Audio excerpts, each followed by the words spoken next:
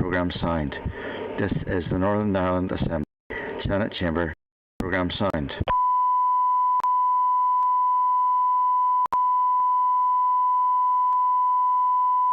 This is the Northern Ireland Assembly Senate Chamber. Program signed. This is the Northern Ireland Assembly Senate Chamber. Program signed.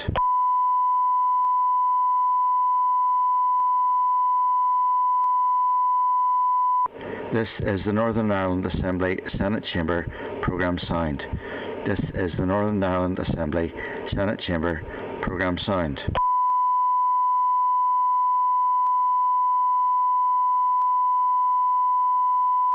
This is the Northern Ireland Assembly Senate Chamber. Program signed.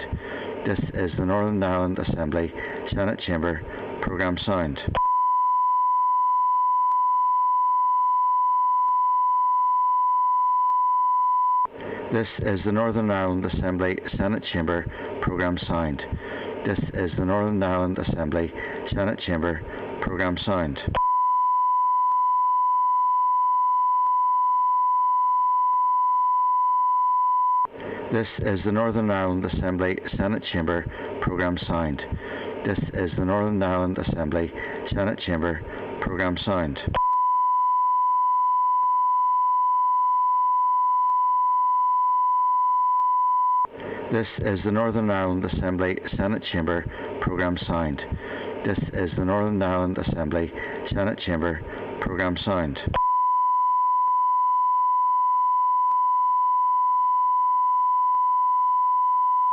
This is the Northern Ireland Assembly Senate Chamber. Program signed.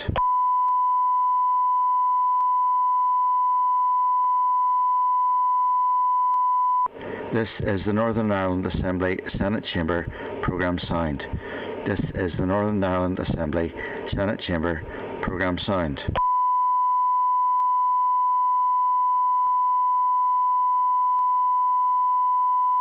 This is the Northern Ireland Assembly Senate Chamber. Program signed. This is the Northern Ireland Assembly Senate Chamber. Program signed.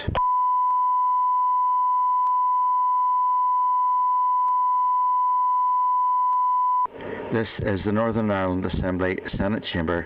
Program signed. This is the Northern Ireland Assembly Senate Chamber. Program signed.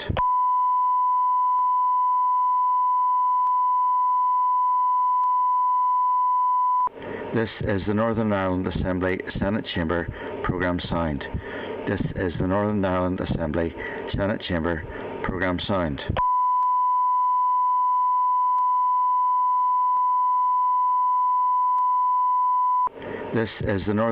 Assembly Senate Chamber.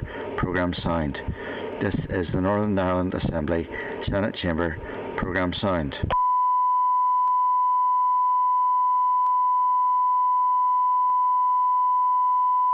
This is the Northern Ireland Assembly Senate Chamber. Program signed. This is the Northern Ireland Assembly Senate Chamber. Program signed. This is the Northern Ireland Assembly Senate Chamber. Program signed.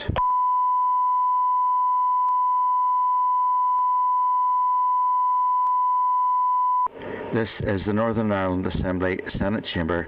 Program signed. This is the Northern Ireland Assembly Senate Chamber. Program signed.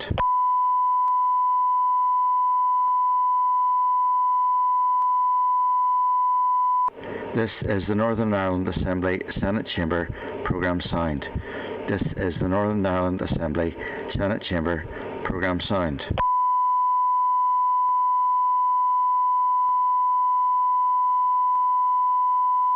This is the Northern Ireland Assembly Senate Chamber. Program signed. This is the Northern Ireland Assembly Senate Chamber. Program signed.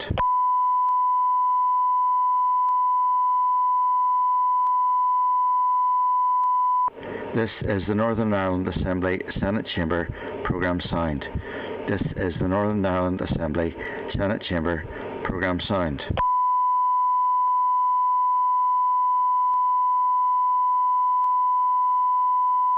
This is the Northern Ireland Assembly Senate Chamber. Program signed. This is the Northern Ireland Assembly Senate Chamber. Program signed.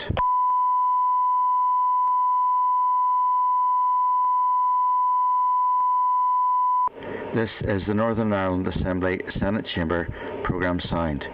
This is the Northern Ireland Assembly Senate Chamber Programme Sound.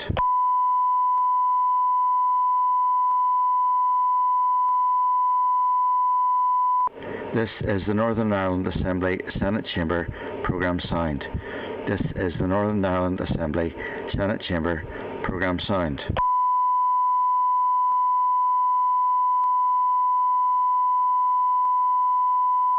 This is the Northern Ireland Assembly Senate Chamber Programme Sound.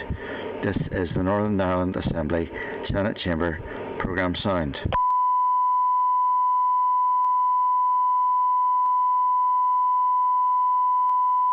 This is the Northern Ireland Assembly Senate Chamber Programme Sound.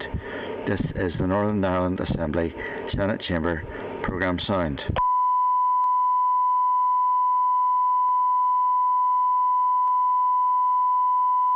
This is the Northern Ireland Assembly Senate Chamber Programme Sound. This is the Northern Ireland Assembly Senate Chamber Programme Sound.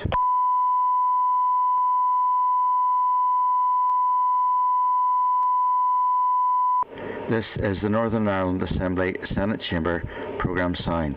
This is the Northern Ireland Assembly Senate Chamber Programme Sound.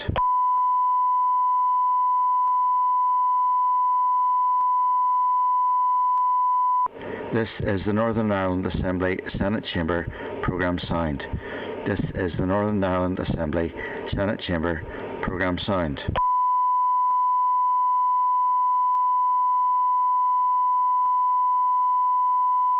This is the Northern Ireland Assembly Senate Chamber Programme Sound. This is the Northern Ireland Assembly Senate Chamber Programme Sound.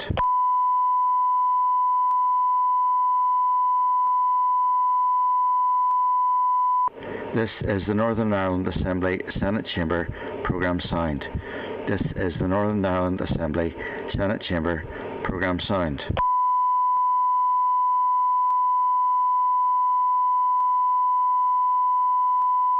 This is the Northern Ireland Assembly Senate Chamber Programme Sound. This is the Northern Ireland Assembly Senate Chamber Programme Sound.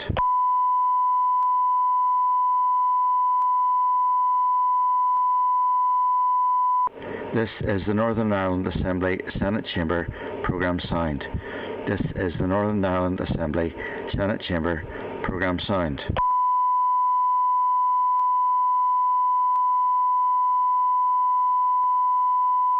This is the Northern Ireland Assembly Senate Chamber Programme Sound. This is the Northern Ireland Assembly Senate Chamber Programme Sound.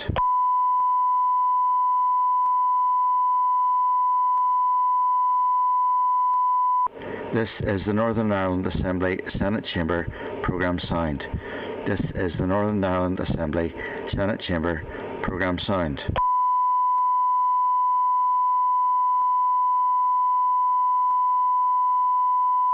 This is the Northern Ireland Assembly Senate Chamber Programme Sound. This is the Northern Ireland Assembly Senate Chamber Programme Sound.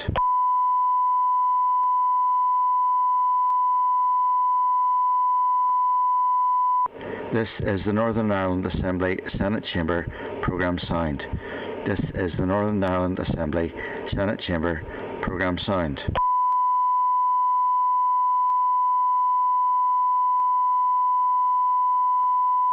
This is the Northern Ireland Assembly Senate Chamber Programme Sound. This is the Northern Ireland Assembly Senate Chamber Programme Sound.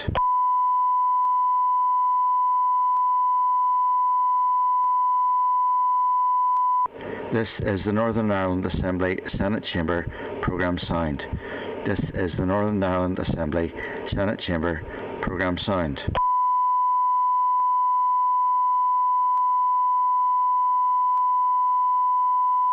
This is the Northern Ireland Assembly Senate Chamber Programme Sound. This is the Northern Ireland Assembly Senate Chamber Programme Sound.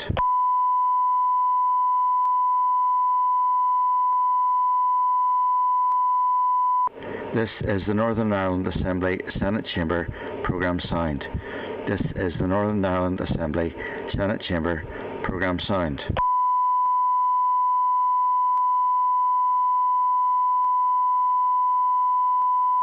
This is the Northern Ireland Assembly Senate Chamber Programme Sound.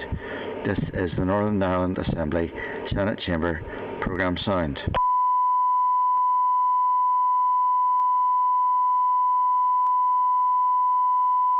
This is the Northern Ireland Assembly Senate Chamber Programme Sound. This is the Northern Ireland Assembly Senate Chamber Programme Sound.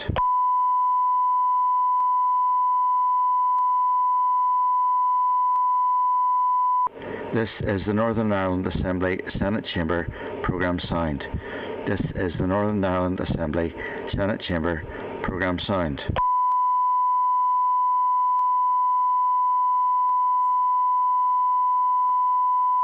This is the Northern Ireland Assembly Senate Chamber Programme Sound. This is the Northern Ireland Assembly Senate Chamber Programme Sound.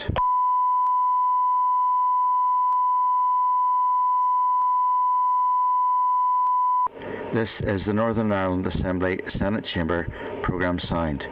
This is the Northern Ireland Assembly Senate Chamber Programme Sound.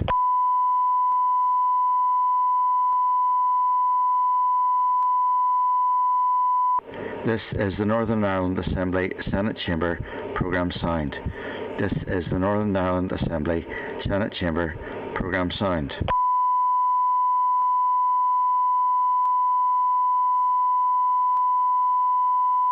This is the Northern Ireland Assembly Senate Chamber Programme Sound. This is the Northern Ireland Assembly Senate Chamber Programme Sound.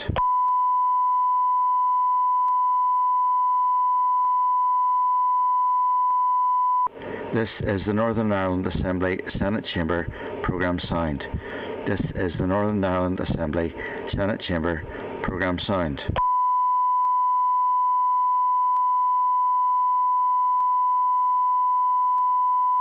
This is the Northern Ireland Assembly Senate Chamber Programme Sound.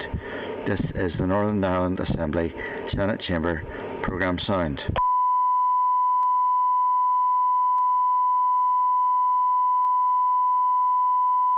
This is the Northern Ireland Assembly Senate Chamber Programme Sound. This is the Northern Ireland Assembly Senate Chamber Programme Sound.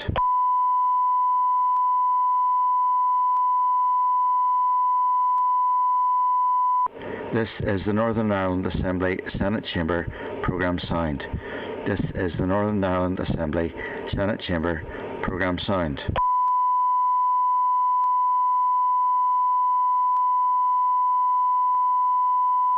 This is the Northern Ireland Assembly Senate Chamber Programme Sound. This is the Northern Ireland Assembly Senate Chamber Programme Sound.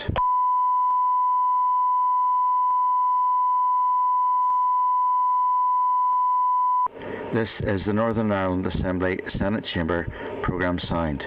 This is the Northern Ireland Assembly Senate Chamber Programme Sound.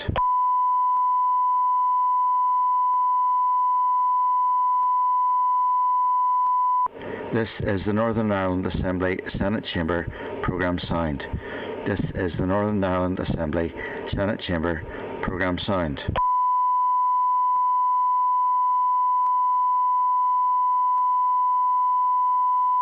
This is the Northern Ireland Assembly Senate Chamber Programme Sound. This is the Northern Ireland Assembly Senate Chamber Programme Sound.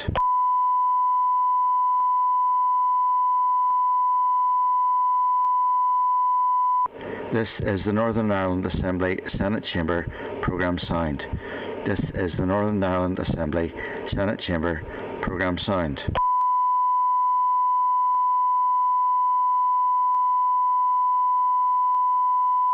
This is the Northern Ireland Assembly Senate Chamber Programme Sound. This is the Northern Ireland Assembly Senate Chamber Programme Sound.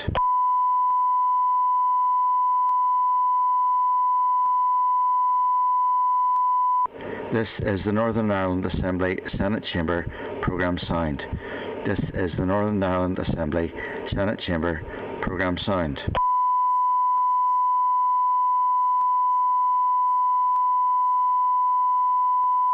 This is the Northern Ireland Assembly Senate Chamber Programme Sound. This is the Northern Ireland Assembly Senate Chamber Programme Sound.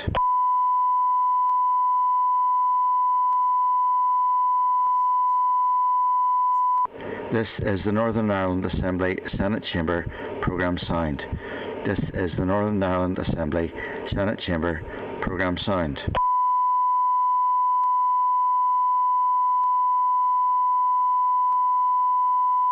This is the Northern Ireland Assembly Senate Chamber Programme Sound. This is the Northern Ireland Assembly Senate Chamber Programme Sound.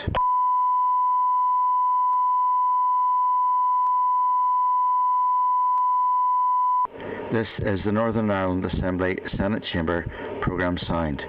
This is the Northern Ireland Assembly Senate Chamber Programme Sound.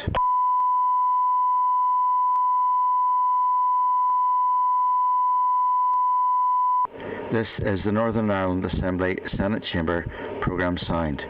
This is the Northern Ireland Assembly Senate Chamber Programme Sound.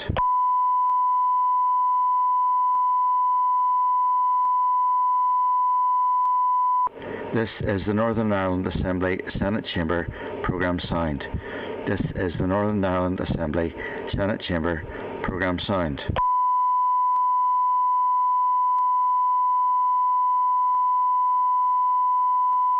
This is the Northern Ireland Assembly Senate Chamber Programme Sound.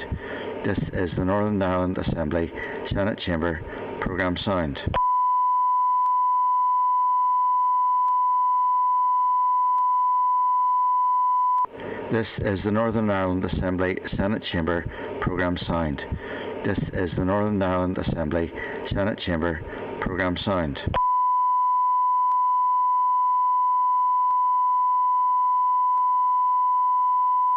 This is the Northern Ireland Assembly Senate Chamber Programme Sound. This is the Northern Ireland Assembly Senate Chamber Programme Sound.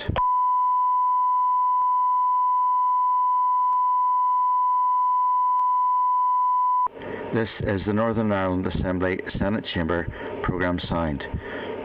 the Northern Ireland Assembly Senate Chamber Programme Sound. This is the Northern Ireland Assembly Senate Chamber Programme Sound. This is the Northern Ireland Assembly Senate Chamber Programme Sound.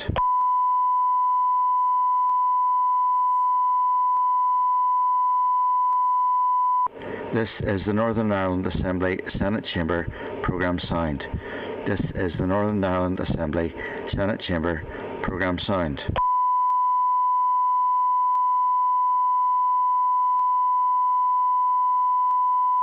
This is the Northern Ireland Assembly Senate Chamber Programme Sound. This is the Northern Ireland Assembly Senate Chamber Programme Sound. This is the Northern Ireland Assembly Senate Chamber Programme Sound. This is the Northern Ireland Assembly Senate Chamber Programme Sound.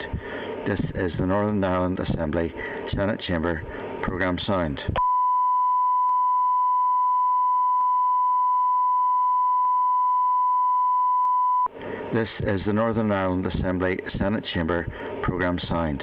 This is the Northern Ireland Assembly Senate Chamber Programme Sound.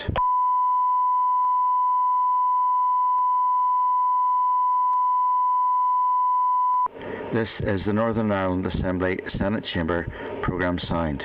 This is the Northern Ireland Assembly Senate Chamber Programme Sound.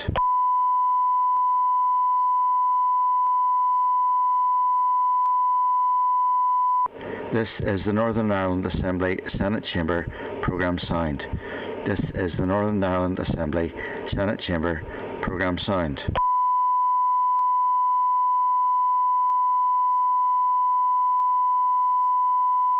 This is the Northern Ireland Assembly Senate Chamber Programme Sound.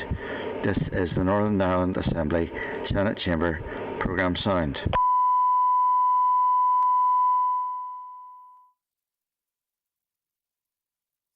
Sure, we might have to leave at about 11:30, so apologies. No problem. No problem. Thanks for that, Justin. Okay, otherwise we're good to go. Okay, members, agenda item 2 is our briefing from the Minister of Education on assessment, restart and contingency planning. Can I ask Assembly Broadcasting to remove members from the spotlight and to add our witnesses? can I refer members to a briefing paper, the Minister's statement on SIA assessment and a response from the Minister on Restart are all in tabled papers. In the main pack is a briefing paper from the committee clerk at page 5, a response from the Minister on alternative examination arrangements at page 8, a response from the Minister on school restart and the summer programme at page 12, a Department of Education response on SIA awarding arrangements at page 17, and a SIA response on alternative examination arrangements at page 19. Can I welcome the Minister of Education, Peter Weir, MLA, Ricky Irwin, the Director of Inclusion and Wellbeing at the Department of Education, Karen McCulloch, Director of Curriculum, Qualifications and Assessment at the Department of Education, and Dr. Suzanne Kingan, Head of School Improvement Team at the Department of Education. You're very welcome. Minister, can I advise you that you would have approximately 10 minutes to make opening comments if you wish, followed by questions from the members, which obviously can be answered from across your panel. You're very welcome, Minister. Thank you. And thank you, Chair and members, for inviting me today. Just check first of all, you can hear me okay? We can, yes, thank you. That's okay, that's okay. Well, look, members, we have provided a written update on the Department's reviews. Obviously, particularly as regards restraint and seclusion, there'll be a specific session, I know, with Ricky Irwin and Julie Humphreys. They're going to give oral evidence to the committee, and I know obviously as well on that specific issue there'll be further opportunities whenever we have the committee motion. I think it's on Monday of next week. At this point, I suppose, particularly as regards, first of all, as regards the restraint and exclusion side of things, I would convey my thanks to everyone who has helped inform the work so far, in particular parents, carers who have lived experience. And the review is complex and emotive for all involved. It will take some time to complete as we want to ensure that we get it right. However, I'm pleased that we've been able to issue some clarity around interim guidance in the operational settings on the DE Circular 2021-13. Now, obviously, in terms of the greater detail on that, will come later on then with Ricky and Julie. Committee members have also received a paper in relation to assessment examinations for 2021 and 2022, pupil emotional health and wellbeing, including schools counselling and the General Teaching Council for Northern Ireland GTCNI. Turning, I suppose, first of all to assessment and examinations for 2021-2022, committee members have previously received briefings on the alternate awarding arrangements for this year, 2021. Centre-determined grades are due to be submitted to SIA on the 21st of May, which was next week, for AS and A-level, and for the 4th of June for GCSEs. SIA then will undertake external moderation of the centre-determined grades before results are going to be published on the 10th of August for AS and A-levels and the 12th of August for GCSEs. Again, I would take this opportunity to thank our school leaders and teachers who have stepped forward to provide centre-determined grades and have done so with fairness and consistency. As we turn towards 2022, I made, as you're all aware, a statement to the Assembly on Monday, setting out a roadmap for a return to public examinations for all SIA qualifications in 2022. As announced in my statement, I've decided that young people will have significantly fewer examinations in 2022, and I've outlined a package of significant reductions in assessment across all SIA qualifications. A unit of study will be omitted from the vast majority of GCSEs, AS and A-level qualifications in 2022. In each qualification, SIA will select the unit to be omitted. This will provide a consistent and equitable approach for all our young people. It will also provide clarity for universities who will know precisely what content has been assessed. Unit omissions have also been applied across a wide range of SIA entry-level, occupational study and vocationally related qualifications. Schools, of course, will aim to teach all of the specification content in order to support and underpin progression, but the pressure of assessment will be reduced. I want our young people to be engaged and motivated to learn. With fewer examinations to prepare for, I hope they will have the time and space to enjoy their learning and the wide range of extracurricular and enrichment activities our schools offer. Above all, I want them to enjoy a challenging and broad curriculum which supports them to develop the tools and skills they need to become independent, lifelong learners. Turning to the issue of pupil emotional health and well-being, the emotional health and well-being of children and young people continues to be a high priority. So on the 26th of February 2021, actually along with a number of effectively ambassadors for young people, Minister Swan and I launched the Framework for Children and Young People, Emotional Health and Wellbeing in Education. From the DE budget, I've made available $5 million in 2021, with an additional $4.05 million that will be available to support nurture provision in schools. Minister Swan has agreed to provide an additional $1.5 million on a recurrent basis from 2021-22. Some of the programmes have already commenced or should commence over the next few months. As part of the Education Restart programme, I've made $5 million available in 2021 to all schools, be they nursery, primary, post-primary, special schools, as well as the OTIS and youth settings, to help address wellbeing pressures arising as a result of COVID. Settings had flexibility in how they use that money to provide health and wellbeing support for their pupils and or their staff. A further $5 million has been made available for 21-22 to meet the ongoing wellbeing pressures arising as a result of the pandemic. That will be subject just to the necessary approval processes, but should be made available.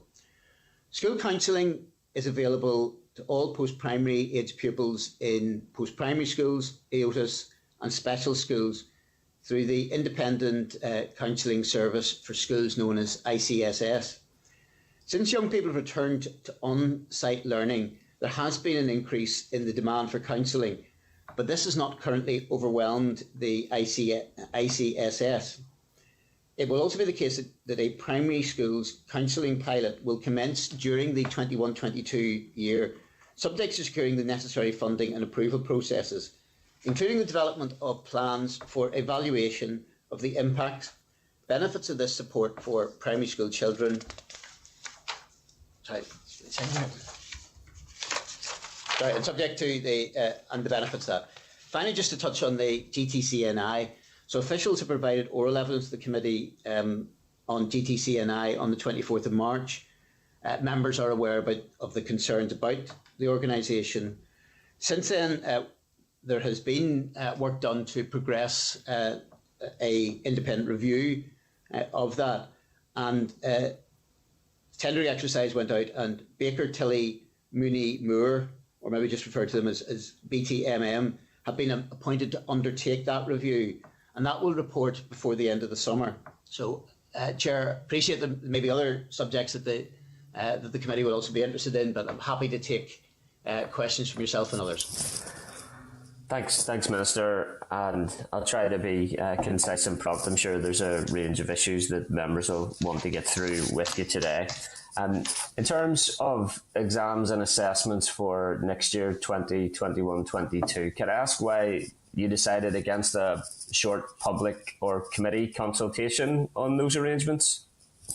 I think that we have been trying to work directly with stakeholders, very specifically with school leaders, also then those involved with the workforce, but particularly young people. And I know we've had very productive engagement, particularly with the student union. It is a level of balance in terms of the level of work that we do, the level of public consultation.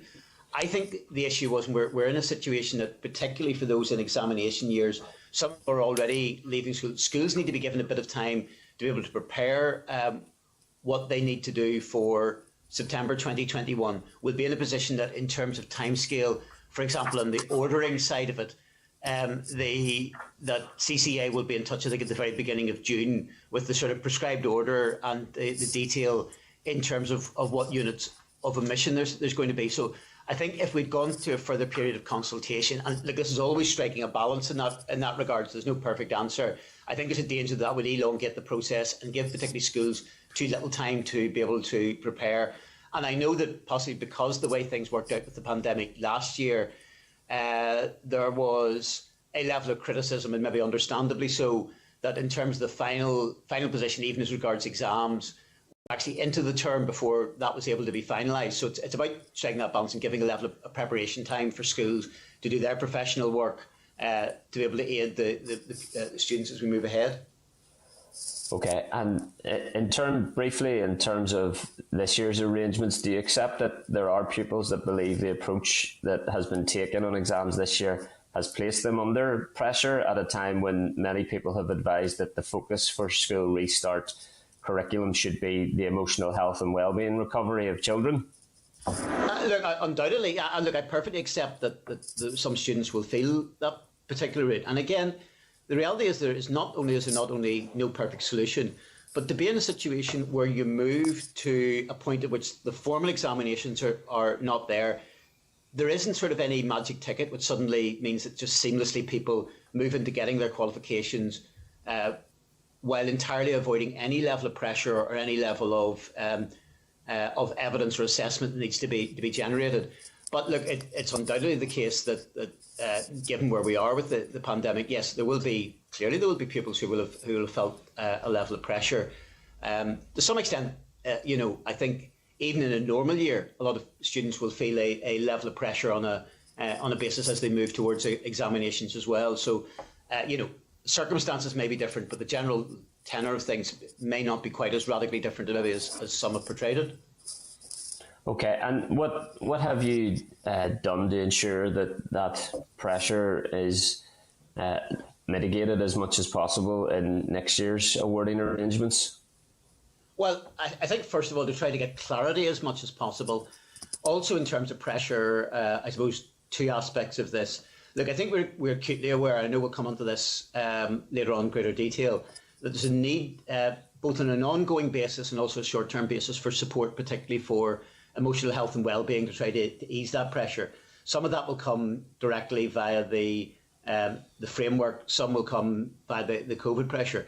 But it is also in terms of easing the pressure, while striking a balance of trying to ensure that we have an examination system which is robust enough and rigorous enough to be accepted by universities and be in line with other jurisdictions.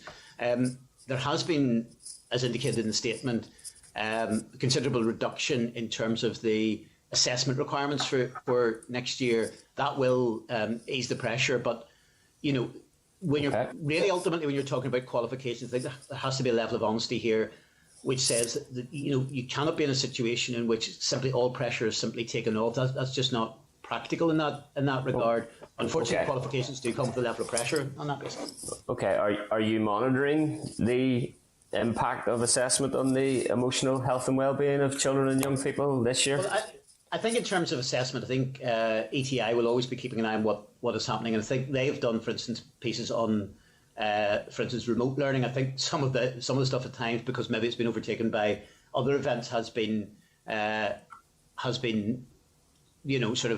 maybe not gotten the same notice. I think Suzanne maybe wants to come in just on that point. Yeah, just to say that ETI are engaging with schools to do a student voice piece in terms of getting feedback from young people about their experiences this year. So they're working on that. It was piloted a couple of weeks ago, and they'll be working on that during the course of this term. Okay. And your decision to bring January exams forward to December, is that not self-defeating? Does that not reduce the time that pupils have to prepare for subjects, particularly subjects like mathematics, that you have no reduction in content? No, I think the issue was we found, and all of us are first of all, I think we're an indication that we are still in a fluid situation. We would hope that there will not be any level of disruption, but to some extent to put everything into January puts really all your eggs in one basket. It's also the case, we should remember that those exams are effectively exams getting taken almost ahead of schedule to enable people then to be released from the point of view of where they are in June. And as such, there are options for pupils who are doing those exams that, and also from the point of view of schools. A lot of schools don't opt into those particular exams, but there's an option that if people feel that is the wrong timing, that those can also then simply be taken sort of in the winter as well. Yeah, just as well to mention, Chair, the unit exams that have been scheduled for January, those are exams that children quite ordinarily, if they're doing modular assessments would have taken at the end of year 11.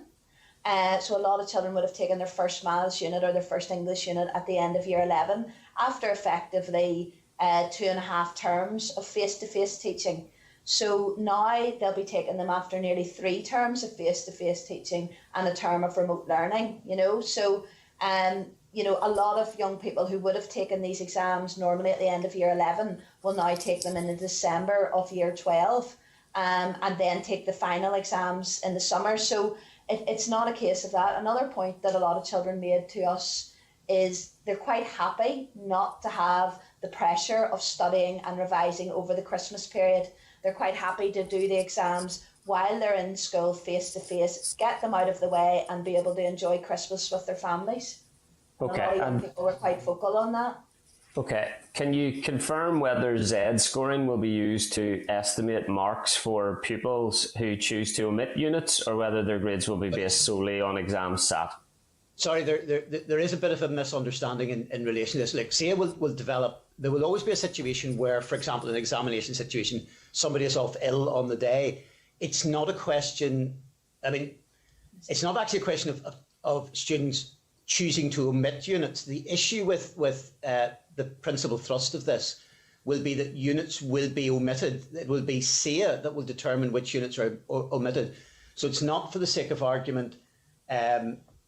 Take an example on it, that here is a particular course with 5 units and 2 of them are going to be omitted by SEA. It's not a question of somebody saying, well, actually, I'll only opt in to do 1 or 2 and omit the others. The position in terms of opting is that and I suspect this will be pretty rare, to be perfectly honest on, there is still, though, the opportunity, even with omitted units, that somebody can turn around and say, well, actually, those omitted units which are not going to be assessed, I want them assessed for me. So it's a question of somebody opting in relation to it.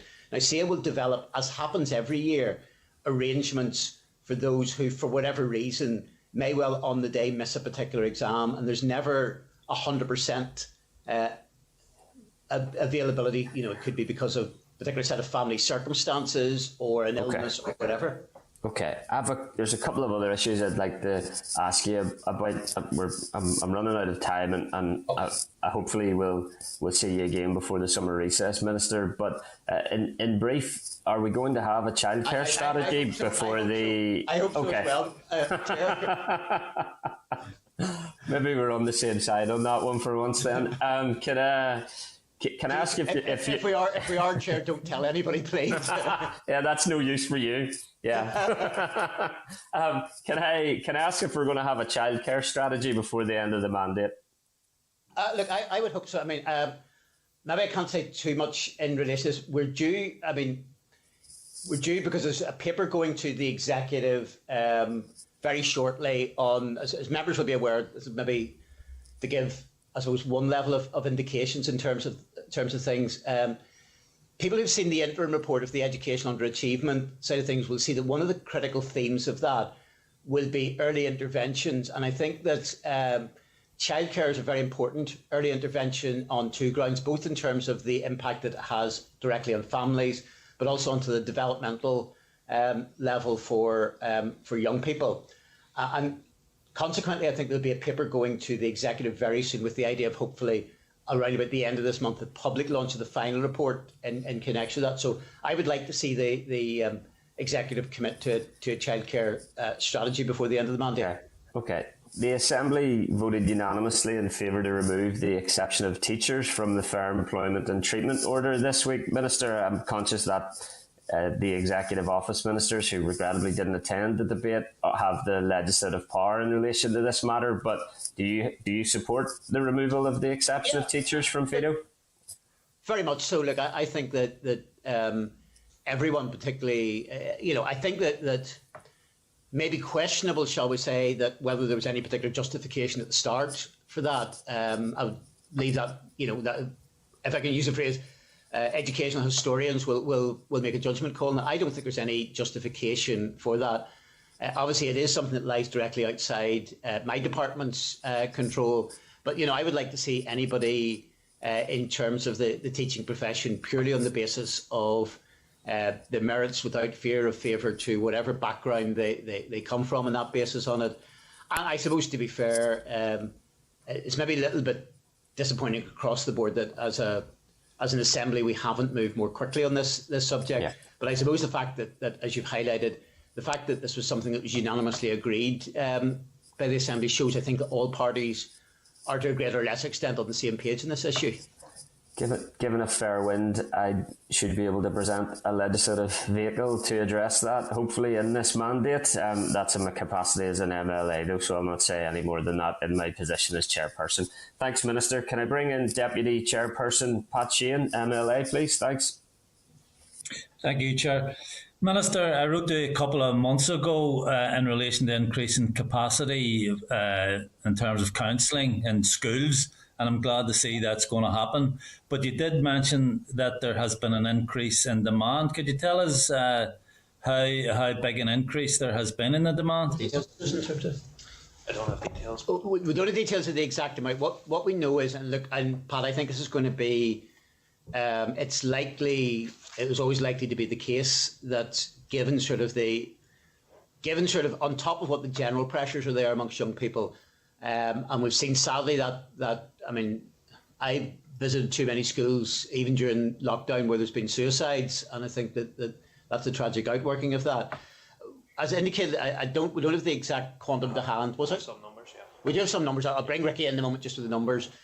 What we would say is that at the moment, in terms of the ICSS side of it, it's within capacity to be able to deal with that. What I'm conscious as well, which is the case, and I think we're going to be careful that it's not necessarily going to be a one-size-fits-all.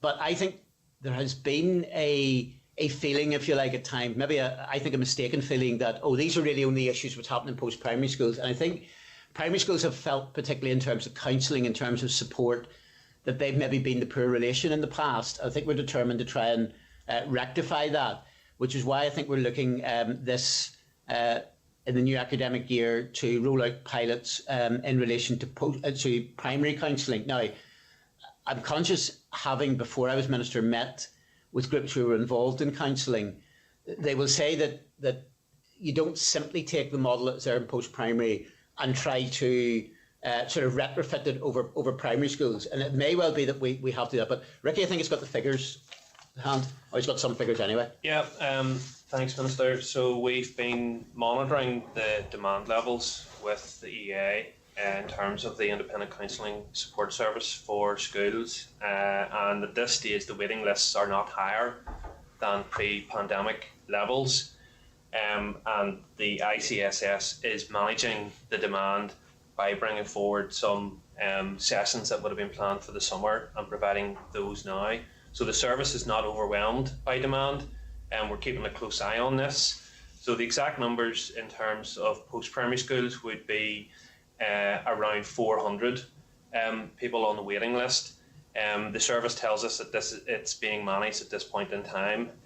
What we have said is that if there is a demand which requires additional resource, then please let us know, and we will seek and hopefully provide that additional resource if required.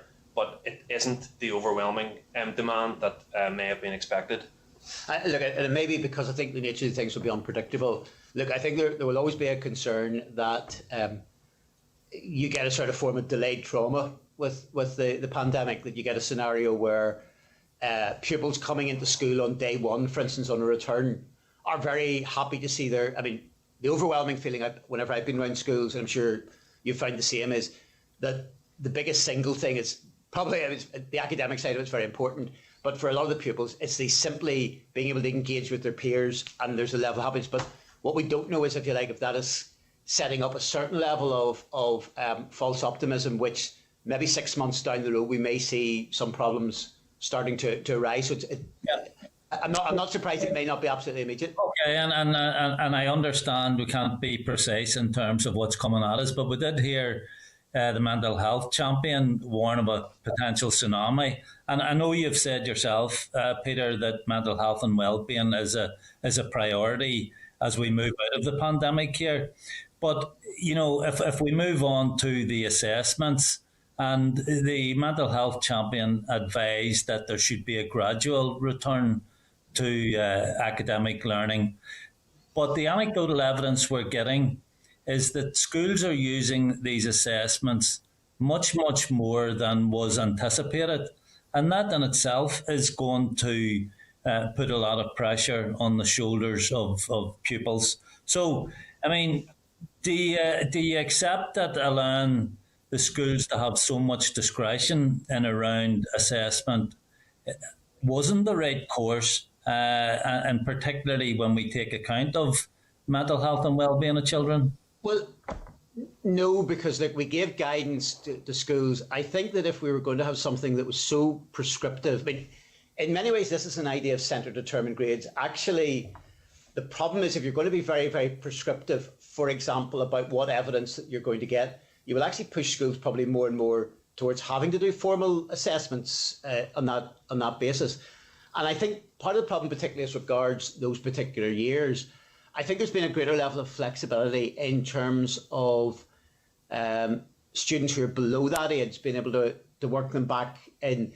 I think the problem in terms of the move on broader bit of assessments in terms of timings is, given the fact that there had to be, for those public examinations, for those public qualifications, and particularly for them enabled to be awarded in time, that there wasn't really much alternative other than movement back towards some levels of evidence gathering and assessments really from the beginning of the last term, because we couldn't turn around and say, actually, assessments would be quite useful, but there's a lot of pressure on there, do them in June, because that wouldn't have been a realistic time frame. Now, I had pushed as part of the thing, which probably could have created a little bit of ease, that ideally I would have liked to have seen a quicker timetable for return of pupils to school, and that would have given, I think, probably a bit more of a direct breathing space.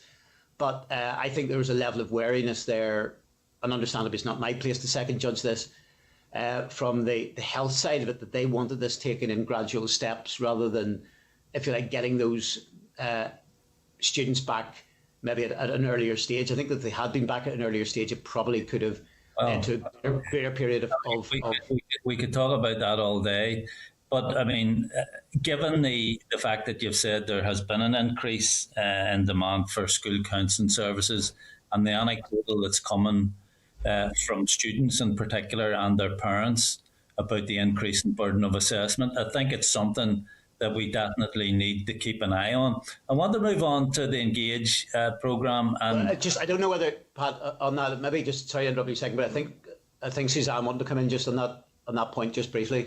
Yeah, I just wanted to make a couple of points just about the assessments. I think it is important to emphasise that a lot of children felt that perhaps if evidence had been used from earlier in the course, it wouldn't have reflected their ability and where they'd got to by the end of the course. So there was an inherent danger and stress for young people in that, and a lot of schools have chosen to give tailored tests on the content they've covered on the basis that children improve over the duration of the 2 years, and to give young people the opportunity to show where their learning has progressed to. And a lot of children actually have welcomed that opportunity as well. And I know that there has been pressure and stress, of course, but I think there is a counterbalance to that a lot of young people did not relish the thought of mock examinations from last year being used when perhaps they hadn't performed to their full ability. The other issue is, I think it is important not to underestimate the sense of achievement that these young people will have when they're awarded their qualifications in August, and probably important to talk to them then, because last year a lot of young people, when we were talking to them, felt a real sort of sense of they hadn't, not the case, but that they hadn't earned or achieved their qualifications. And I think in terms of their long-term mental health and well-being, it really is important to emphasise that high sense of achievement that they all will have when they get their results in August and know the work and effort that they've put into them. So just wanted to make those couple of points. Okay, and that's fair enough. But I think it's something that we all need to keep an eye on, especially if there is an increase in demand for school counselling services, and if schools are reporting higher than normal rates of mental health issues.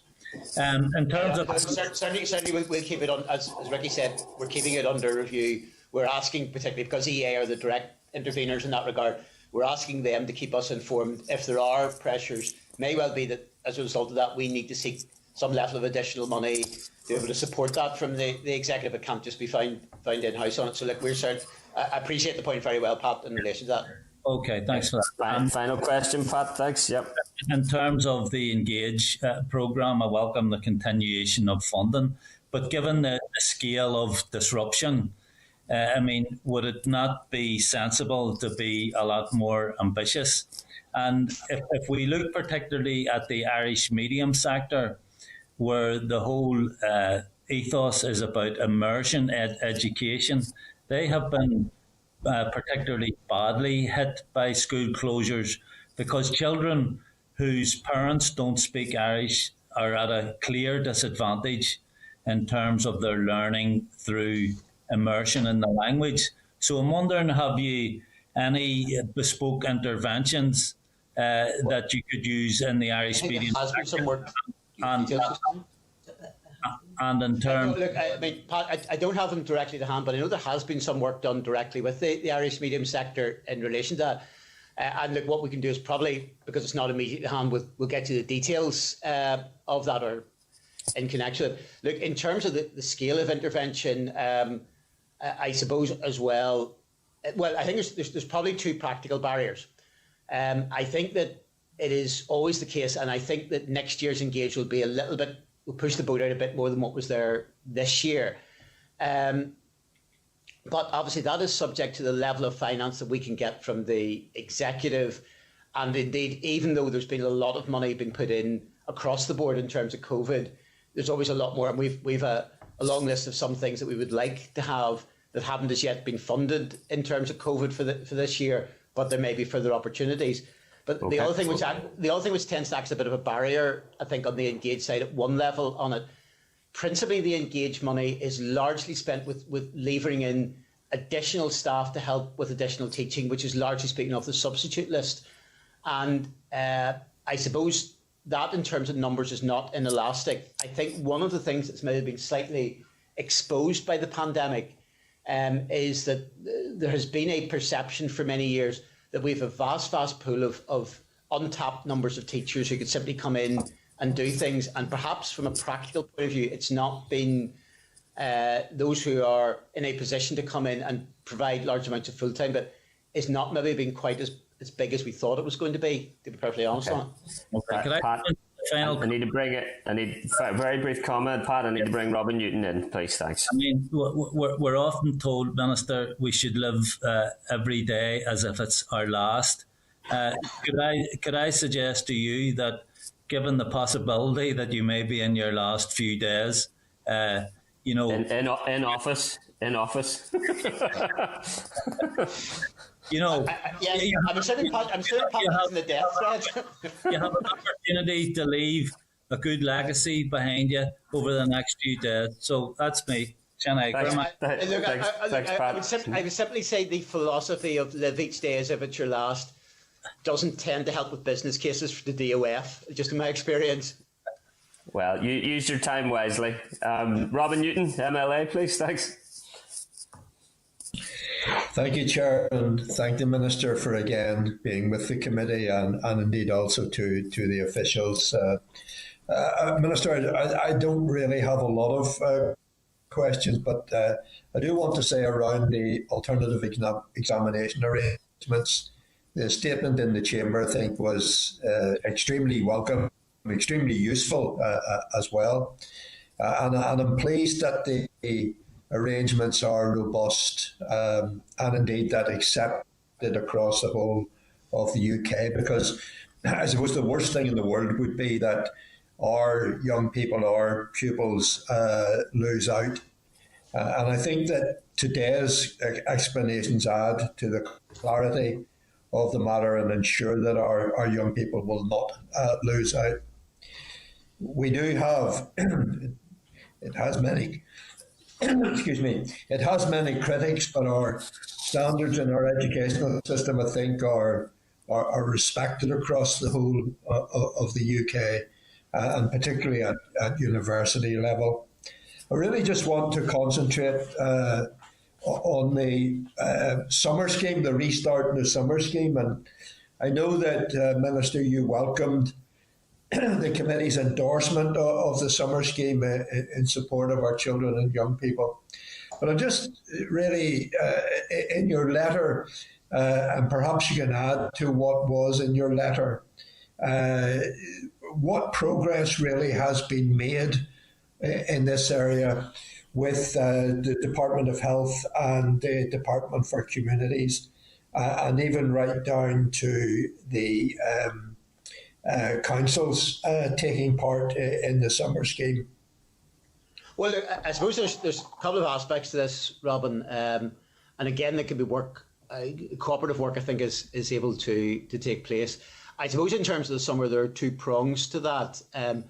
There's the kind of the school-based side of things, which is, well, the focus, and that's where we've looked for volunteers, and we're trying just to absolutely finalise that out. I think we reckon there may well be roughly about 300 schools that will have a level of interest within this, and that will be a £4 million scheme, which is on the basis of between 1 to 3 weeks, and it will be a mixture of the academic with some sort of fun activities on that regard.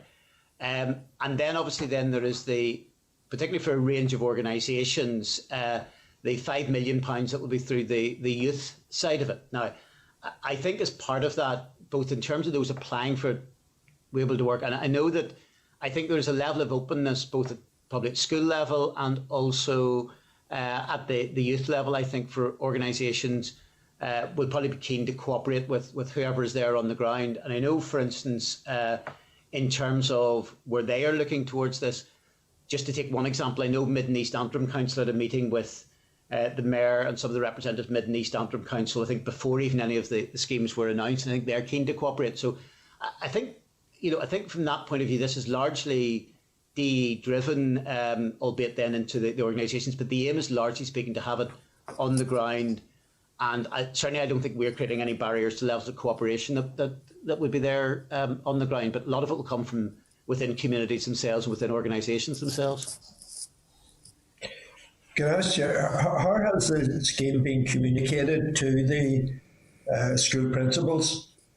Well, at this stage, in terms of that, there's details have been sought. We sought, if you like, initial expressions of interest. We're now trying to, in terms of the detail of that, bottom that out directly with schools. And again, it is on the level of a certain level of flexibility, as indicated that there will be a range of activities that will stretch. They can either do it on a 1 week basis, a 2 week basis, or a 3 week basis.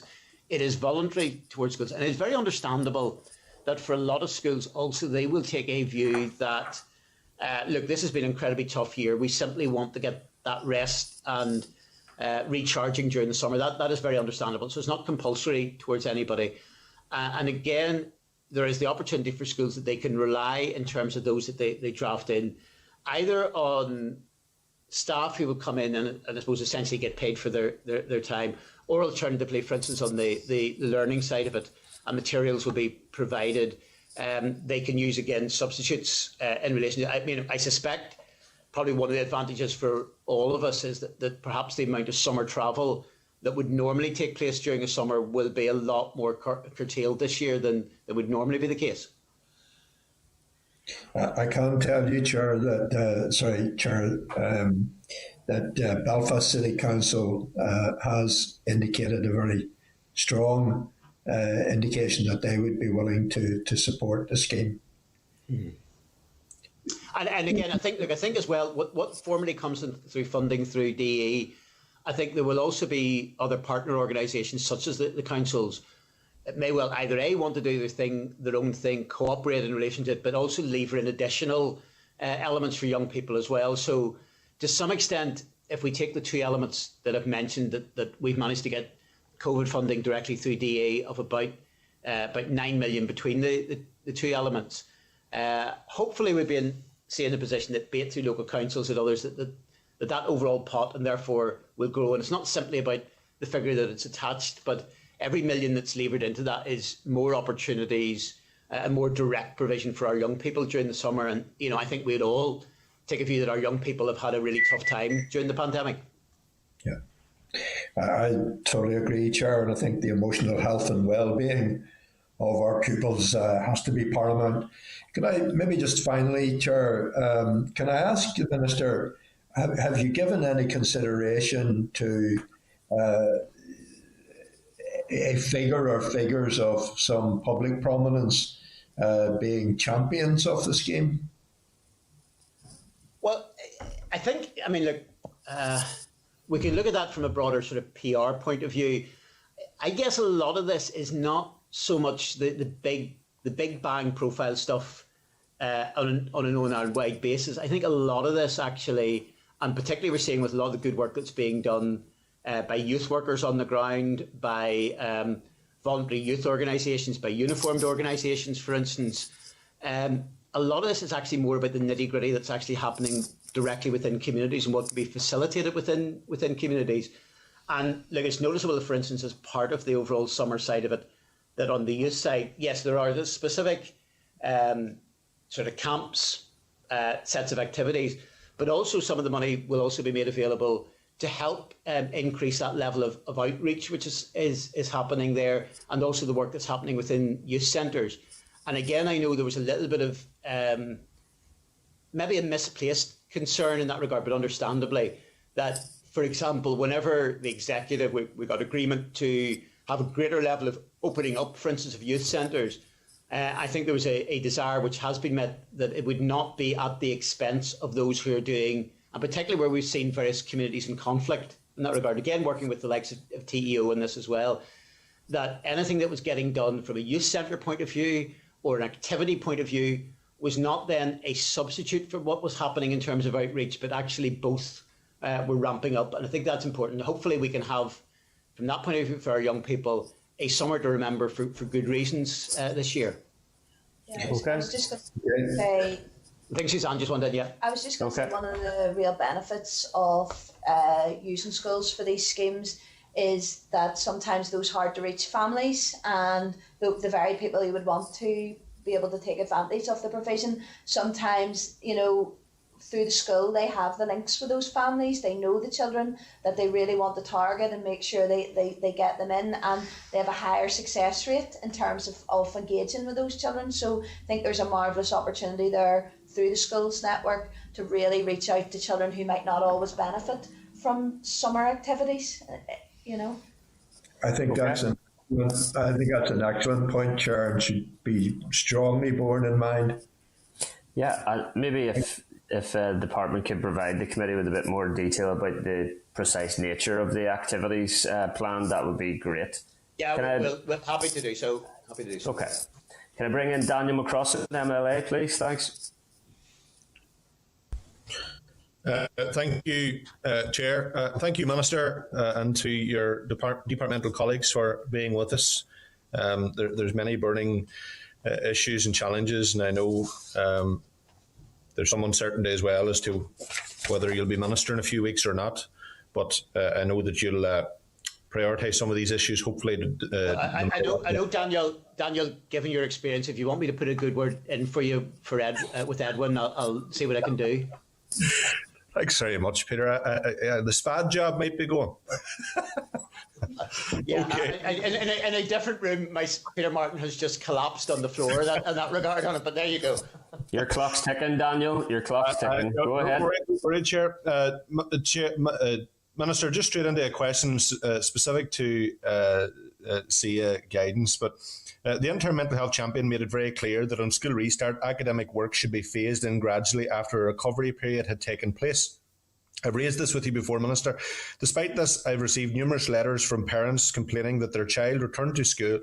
It was straight into a storm of assessments at the school as the school sought to obtain evidence to provide them with GCSE, AS or A-level grades.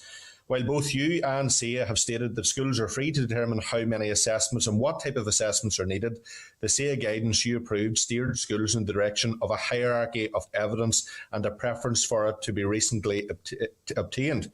Furthermore, your failure to publish the appeals procedure details left schools not knowing how they could defend a grade decision they had made, so they naturally erred on the side of caution when compiling the evidence. So with that said, we raised this with you a few months ago, Minister, and in fairness, you did answer, but unfortunately the reality is different, and I know you acknowledged that before. So with that said, does it not concern you that many young people return to school to face numerous assessments with little to no face-to-face teaching before the assessments began? That's the first point. Second point is, do you now accept that your guidance was at best ambiguous and has contributed to no small measure to the unsatisfactory situation we now find ourselves in, particularly those young people? And a final point to that, Minister, I put it to you that once again, your muddled thinking, indecisiveness and lateness of your communication have failed our young people. Now, you may think that's harsh, Minister, but the reality, that seems to be the reality. Young people feel completely let down again, and we're seeing that week in and week out. Will you now accept responsibility for the hardship for our young people endured? And Minister, regardless of what's happened, apologise to them for all this upheaval. The pandemic's not your fault. But as Minister, you could do something about this now. Look, I think from the point of view, I think anything that can be done has been done. I appreciate it's been very hard on our young people. I'll bring in specifically on the appeals point in a moment. I'll bring Karen in relation to that. Look, as I indicated in terms of the easing students in on that basis, my preference would have been for an earlier resumption in terms of the school side of things. That was not something which ultimately was willing to be signed off on from the health point of view. And, you know, they have, to be fair to them, their overriding aim is not necessarily the educational position of children. Their overriding aim is to try to contain the public health situation. So that is understandable, but would not have been where I've been from. The reality is that guidance was issued. I think the guidance did give indications, as Suzanne has indicated. Part of the issue is also the case that for both a lot of schools and for individual pupils, assessing where they are almost at the end of the process is something that is being regarded as better than using evidence at an earlier point, both in terms of the direct relevance to where they are, but also, you know, all of us hope to some extent, and praise I'm going to be a hostage of fortune by saying this, that as time goes on, most people get better at what they do. Now, I maybe sort of not say that reference either you or me. We'll do a mutual non-aggression pact on that particular point.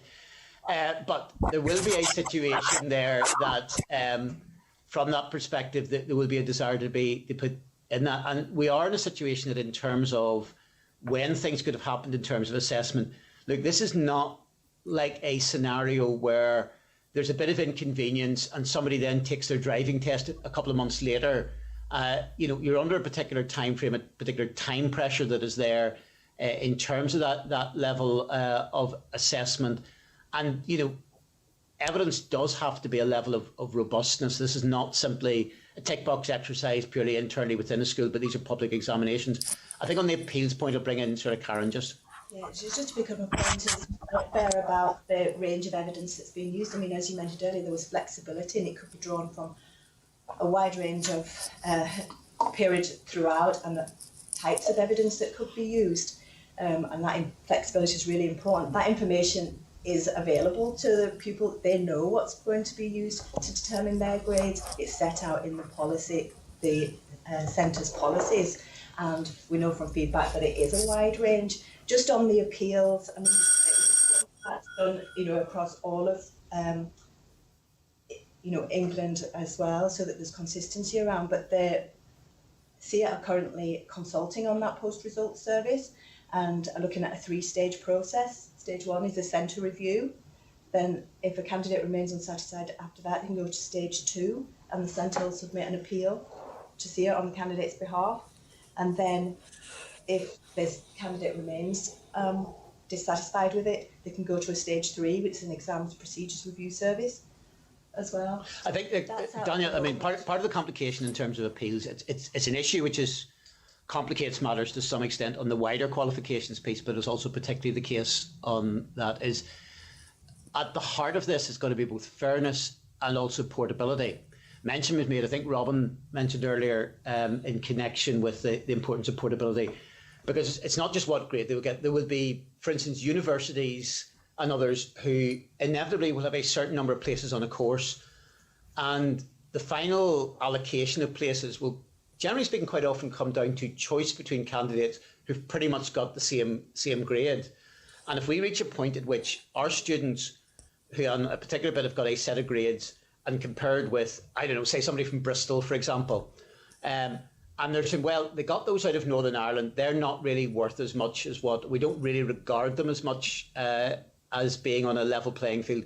Then that would be very damaging. And where obviously the appeal side of it is. Minister, can I okay, appeals, and then I'll bring Daniel back in. Okay, go ahead. It's very just a very big point. That's particularly important in terms of appeals, because if we reach a point at which appeals are either seen to be much tougher for anybody in Northern Ireland, which would be unfair for our students on that side of things and be detrimental to them.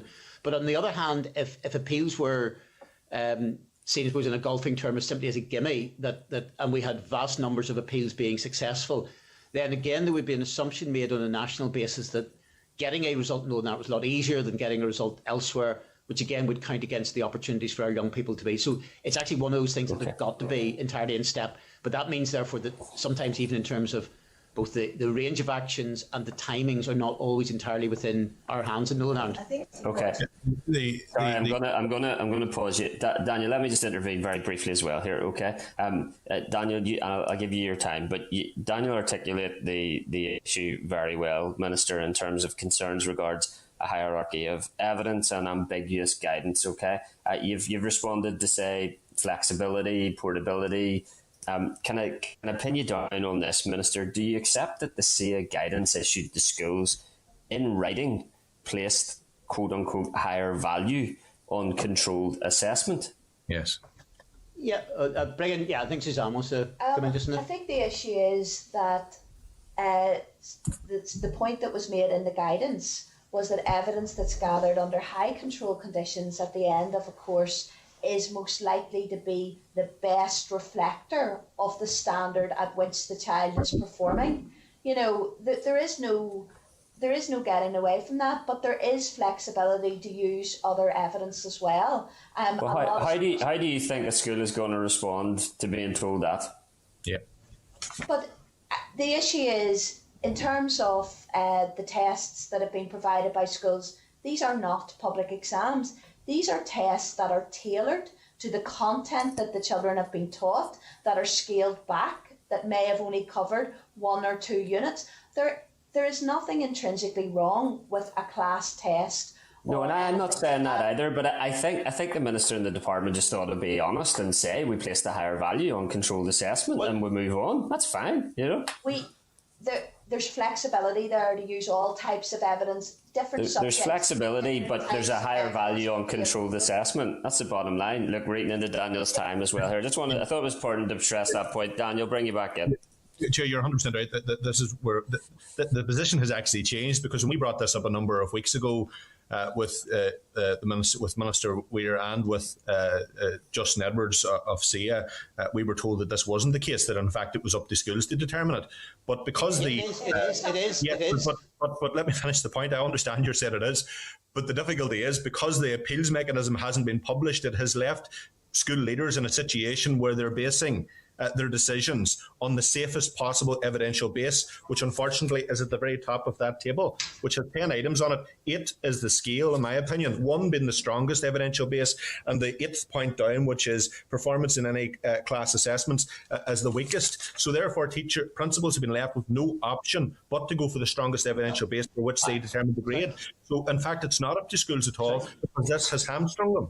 Okay. No, I think that you may be, Daniel, in relation to that, there are a range of bullet points in that, but they're not put in order in that sense and on that basis. But I'll bring Karen in. Sorry, I think wanted to come in. We need to move on from this point as well briefly. Okay, go ahead. But I think it is very clear about what schools have been asked to do, that their grade that they're going to give is based on their professional assessment of the evidence standard at which the student is performing. So when it comes to the appeals or when it comes to the moderation process that there is, it's a piece of evidence that have been used to determine that grade that will be supplied to SIA, and they will be doing exactly the same thing. They will be looking at, does this evidence reflect the standard required at this grade? So it's the evidence that's put in front of them. And we know from, if you look at schools' policies, it's a range of evidence that is being used. It's not okay. So I think. Sorry, I'm just going to come in. You disagree with our assessment that you placed higher value on controlled assessment. That we're not. I don't think we're going to square that circle, Daniel. Daniel, final question.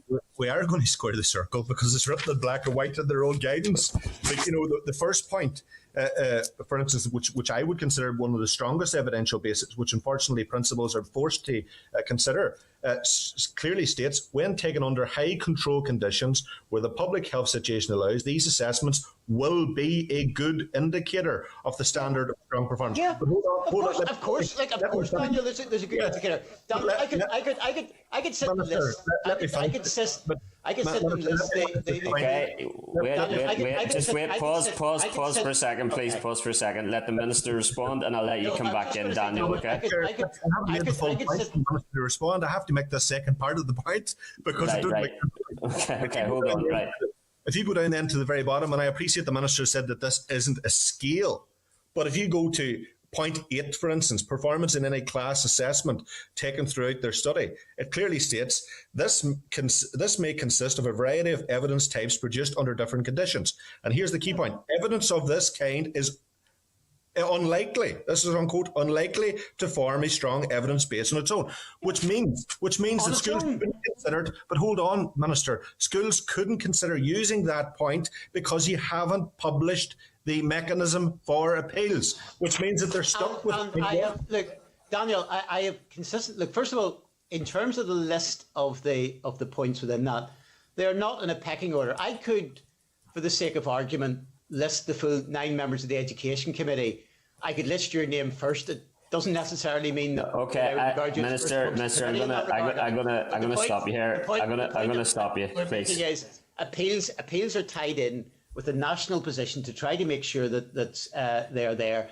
Of course, what the critical words within that sentence is on its own, and the more robust the evidence that can be provided, the stronger that anybody can stand over. And of course, a controlled assessment is a good way, but it's not necessarily the only way. Suzanne, sorry, I'm going to have to stop us. We're really over time here. Daniel, you've not used a great example there, okay? There's SEA assessment guidance, first published 9th of March 2021, page 7, an assessment with a high level of control will have greater value, quote unquote, okay?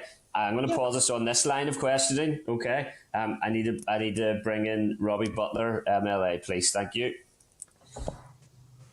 Thanks, Chair. You really didn't need to bring me in there. I was enjoying that line of questioning. Thank you. Okay, guys, I've got 2 questions. One of them is slightly different to what has been talked about so far, but this does affect pupils that would be in examination year. It's with regard to post-16 opportunities within special schools particularly. I want to ask you, Minister, has the COVID pandemic and the subsequent failure to be able to effectively early plan and provide places for post-16 education opportunities for children, either with a statement or certainly those within a special school? Maybe. Okay. Yeah, I'll bring in maybe Ricky.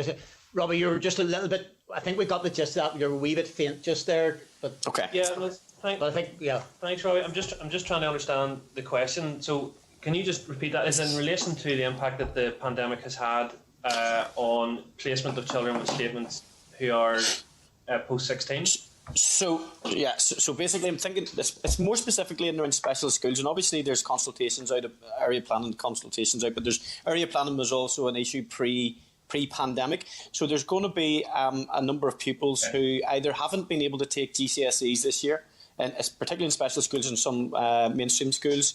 So there is an item, I think, on our paper today where it is supposed to talk about children that won't be able to sit GCSEs this year. And I'm looking to see what the impact of the COVID pandemic and the failure to be able to effectively area plan to support those pupils, and if there are contingencies in place for those pupils, Ricky? Yeah, okay. I mean, I think that's an issue we'd probably have to come back to you on in terms of a more detailed response, Robbie. But certainly from my understanding of dealing with the EA in terms of placements for children for this September, particularly in special schools, that there is a general pressure, but there hasn't been a particular issue that has been raised in that nature in terms of being able to transition pupils, say from 16 into year 13. That has not been highlighted as a particular issue to us at this time. And certainly from that point of view, if in terms of examination arrangements, the whole purpose, qualification arrangements as well, the whole purpose of where we've been with qualifications, leaving that aside, is to enable children to progress. So I don't think there will be anything that will act as a barrier to them progressing within education in that regard. Indeed, what we have found in the broader level, I'm not talking special schools in general, but because of particularly last year, and we anticipate this year as well, that the more generous grading arrangements will actually mean that it has led to a shift actually to more children staying on directly post-16. So if there has been any set of circumstances where anybody has been at age 16 for whatever reason has been prevented from gaining a qualification, and I think I can't imagine there would have been anybody. I don't know, Suzanne, wants to comment? I don't know, maybe if it's a situation of long-term illness or something like that that's, preventing the child progressing, and it would be the usual arrangements there that apply, where the parent in conjunction with the school decide the best way forward, where a child has a long-term illness and they can't take public examinations in a normal, sometimes those children might repeat the year, for example, and then access, once their health is better, and then access the qualifications at the end of the year. But without really knowing the specifics, I don't know that we could provide much comment. Robbie, if you're coming across examples of that, please feed it through to the partner, because we're not particularly getting that as a barrier at present on it. But if there are individual cases or more on a more cohesive basis on that, we'll be happy to tackle that. There shouldn't be any level of barrier, to be honest, to progression. Grand, and listen, this isn't me suggesting anything that has been the case with the EA or the department, but I'm wondering just, and there are a couple of constituency cases that I'm dealing with regard to some pupils who will not get the chance to sit GCSEs, and obviously that's an issue that, as you've said, the teachers, the schools and the parents can work out. But I'm just wondering if there's a shortage for post-16 places in special schools, which has been identified in some of the previous reviews. If that is a barrier, whether it's a subliminal barrier or not, and I'm genuinely not suggesting anything. I'm just trying to bottom out. No, I know. I know you're not questioning any motivation in relation. No, I think across the board there isn't. I know that there is, as part of the wider strategic review of area planning particularly for special schools, there is considerable merit. We have a number. We have, as not unsurprisingly, given the nature of education in Northern Ireland, kind of a bit of a mixed economy there at present. Yeah. And I know that traditionally what we've had is a number of special schools which make provision up to the age of 19, and there's few then historically have been up to the age of 16 in that regard. And I think as part of the wider area planning idea would be much more to move to a closer to uniform situation where there is that provision up to 3 to 19, so that there can be that seamless side of things. But I think that's more both in terms of being able to take a longer term provision for that, but also ensure that there is a full equality and adequacy of provision of. But I'm not particularly aware of, for example, somebody reaching the age of 16 at present and having, because there is the opportunity for any child at a special school to remain on, that it's not a question of, well, you've reached this point, there isn't really a place anywhere for you post 16 in that regard. Yeah, I think the EA has just finished a couple of consultations in this space, Robbie, one on specialist provision and mainstream area planning framework, and then one on special schools area planning framework. So the department is expecting a report from them quite soon in terms of strategic area planning for both of those issues, and that will inform the delivery going forward. But the basis of the special school plan was age 3 to 19 provision. Okay, Grant, two questions, Chair, if I'll rattle through them quickly, if that's okay. So just to stay with regard to special schools in particular and the counselling and the sort of the wellbeing piece, and reading the pact that is the case, and so in AOTA settings and in special schools. Just trying to drill down on that a little bit further in terms of the detail. I don't know if you can. In terms of the provision of that, I would imagine that there would be some level of specialism required possibly in there, maybe for more sort of complex cases and stuff. And I know the Chair was at a MenCap event a number of years ago when they revealed the statistics of the hidden mental health issues behind young people who have either a disability or a learning disability. Do you know anything about that, guys? Yeah, I think we've recognised that in the wellbeing framework So the idea is that the individual projects, some of which have already started, and some of which will come on stream hopefully for the next academic year, will be tailored to the particular schools and the particular needs within the schools, Robbie. So we have teams within the EA, but we also have teams in that will be working with or from the trusts. And these are groups of people who will already be familiar with the needs of some of the children in the special schools particularly. So it will be a tailored approach. I mean, I think the other point to be made, which I think is quite a good cocktail for 21-22, which is we have the various programmes that will be there under the emotional health and wellbeing framework. And because I suppose this is the first full year of it, I think there's a lot of good work that's gone in. A lot of it's quite tailored. Will it mean, I suppose, as we're constantly evaluating that, will everything be perfect in year one? No, it might well be that we actually see particular ideas more successful than we thought it was going to be. It needs to be expanded, and maybe something else doesn't quite work out as well.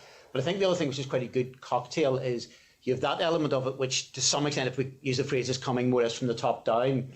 But you also then have the £5 million in emotional health and wellbeing, which is effectively across the board on a pro rata basis, which will be decided on the ground by schools. So they'll be able to tailor stuff from the ground as well as stuff coming from the top down. But so that I think could quite a good symmetry. And I think again, we're not that precious that we believe that there's no learning to be done. It may well be that some of the money then that is spent on the ground directly by schools, they will find ways of spending that, which then turn out to be very, very productive in that regard. And if there's any learning that we can do from that, I think that can be used to adapt any actions that we take in future years as well. Okay, thank you. And this very final one, thank you for this, Chair. A growing number of parents have contacted me with regard to their sons and daughters who are deeply upset and feel let down that their daughter and son may not get into their school, not only of choice, but actually when they look at the schools that I'm talking about, post-primary transfer here. Yes. Okay. So we've got now pupils who perhaps over their first choice of 4 to 6 schools are not getting those schools. And it's obviously a fallout of the transfer test sort of issue and stuff. Is there any ongoing work to create extra spaces for some of those pupils in their schools of choice? And I'm thinking of a number of individuals who it is genuinely quite worrying to see what impact is happening within the house, actually, not just the pupils, but the parents. And also the fact that some of these children will absolutely, I mean, it's just where they are academically and stuff, it's kind of a... I would make 2 or 3 points. Look, I'm trying, without opening up wider debates in relation to this. Look, the absence Probably best not to. No, let me put it this way. Irrespective of the differing views, if I can put it that way, around academic selection, the absence of academic selection within the criteria this year has had an impact and a skewering of where people are seeking places. I think that can probably be said reasonably objectively, and we've seen it in connection with that. And I suppose in particular will mean that because academic criteria cannot be taken into account, there will be, for instance, some pupils who will have missed out on a particular school that they feel under different circumstances they would have got, trying to put that in as neutral terms as possible. Yeah. What we have got is that we are fairly close to the end of the initial process of sorting. What I would say, to be fair in that, is each year, well, first of all, we try and respond as much as possible where there are individual pressures in areas by temporary variations. And that's tried to be done in a fairer way as possible, because it can't also simply be used as a device by some schools just to gain as many pupils as they want at the expense of others. So it's got to be about a level of genuine need. At the end of the exercise, and the other thing with temporary variations is it's not a, right, whatever happens by the 30th of April or whatever happens to the 30th of May, that's everything. So there'll always be a little bit of a shakedown. What we have found, to be fair, this year is there will be at this stage a number of pupils who are still remain unplaced. That happens each year. To some extent, actually, I was surprised, while the process is not absolutely completed at present on it, I was surprised at the numbers who have been left unplaced as of, the latest figures aren't actually a lot higher than, because I would have thought that some of the changes this year would have been much more of a disruption, or maybe because we've headed off some of that with temporary variations on it. And I would say the other thing to be fair, which will also mean that things hopefully will be able to be delivered a little bit quicker and any other interventions quicker, is that the computer system, as opposed to simply shuffling about between schools the bits of paper, have actually speeded up the process. I think Suzanne wanted to come in just directly on that. Yeah. Okay, we're well over time, so if we could keep it brief. Thanks. Thank you. It was just to say, Robbie, there is a high level of parental anxiety because in a normal year, particularly with schools that would normally use academic selection, parents would have a fair idea whether their child would be getting in or not. And I think because they're not using academic admissions criteria, parents have a high level of anxiety when in reality, you know, they feel maybe only brothers and sisters will be, you know, they won't get past that criteria. The reality of that may be quite different, and I think some of those anxieties will ease when parents see, because the reality is there's the same number of places in the system as there is any other year. So it's the unknown, I think, is causing quite a bit of anxiety there of how the admissions criteria is. And we're looking as a result of what's not names. If we can actually let parents know, if you like, what the result of the process is. That can be brought forward. I think we're looking to see if that can be brought forward a bit so that people can at least learn about it. Because, yeah, it is, as much as anything, sometimes it is the result, sometimes it's the uncertainty that can be the major problem in that regard. Okay. Thank you, Chair. I will respectfully challenge the narrative that our approach to post-primary transfer is ever based on fairness, choice or clarity, and move on respectfully. Okay, William Humphrey, please, thanks. Thank you. Good morning to the Minister and officials, and thanks for your time. Could I just support the point that Robin Newton made earlier on about champions? Robin and I have had meetings with the EA and the Belfast City Council around this, and I take the Minister's point about those involved in ongoing work, as someone involved in the youth organisation myself. However, I do think a marriage of both of those things would be excellent, and there needs to be a joined-up approach between the Department, the EA, the Department of Health, Public Health Authority, communities and local government. I listened carefully in terms of, Ricky, what you said about the counselling services available to schools not being overwhelmed and really no different than perhaps before COVID.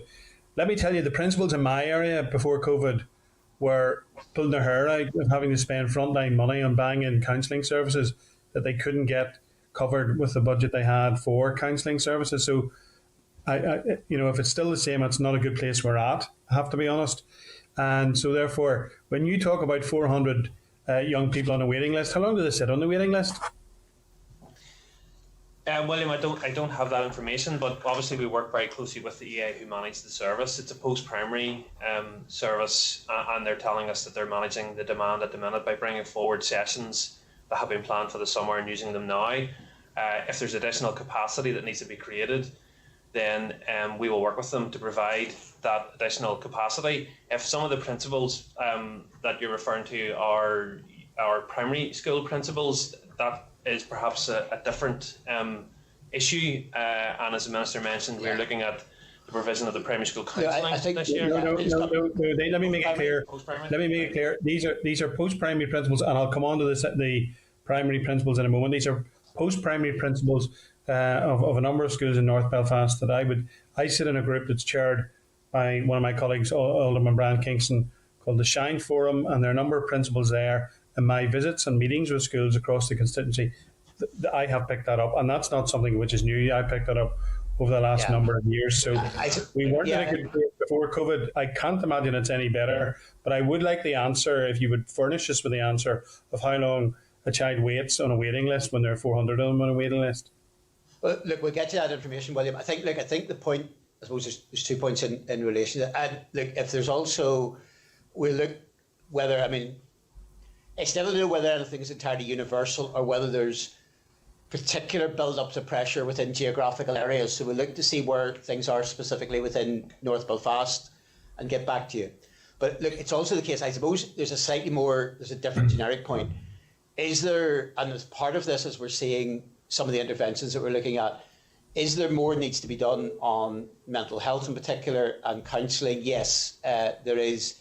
And is there sort of pressures that have been there pre-pandemic? I suppose where we're doing the comparison is that what we're saying in terms of the levels of requests for demand pre-pandemic compared to where we are today, there doesn't appear to be a massive shift in terms of numbers. That's one thing. I think that's probably largely factual in that regard. Now, if what is being said is there's an insufficient level of provision before, and there's still an insufficient level of provision, I think there's a reasonable argument in relation to that. With respect, Minister, we'll know the answer to that when we know how long the 400 children sit on a waiting list. And if they're sitting for a week, that's one thing. If they're sitting for 26 weeks, that's a different thing. It is, but that's also true enough in the thing. That is also the case, frankly, as well, with a whole range of aspects. I mean, look, we're in a country also that in terms of what can be provided in terms of any levels of intervention on mental health, on a range of health services.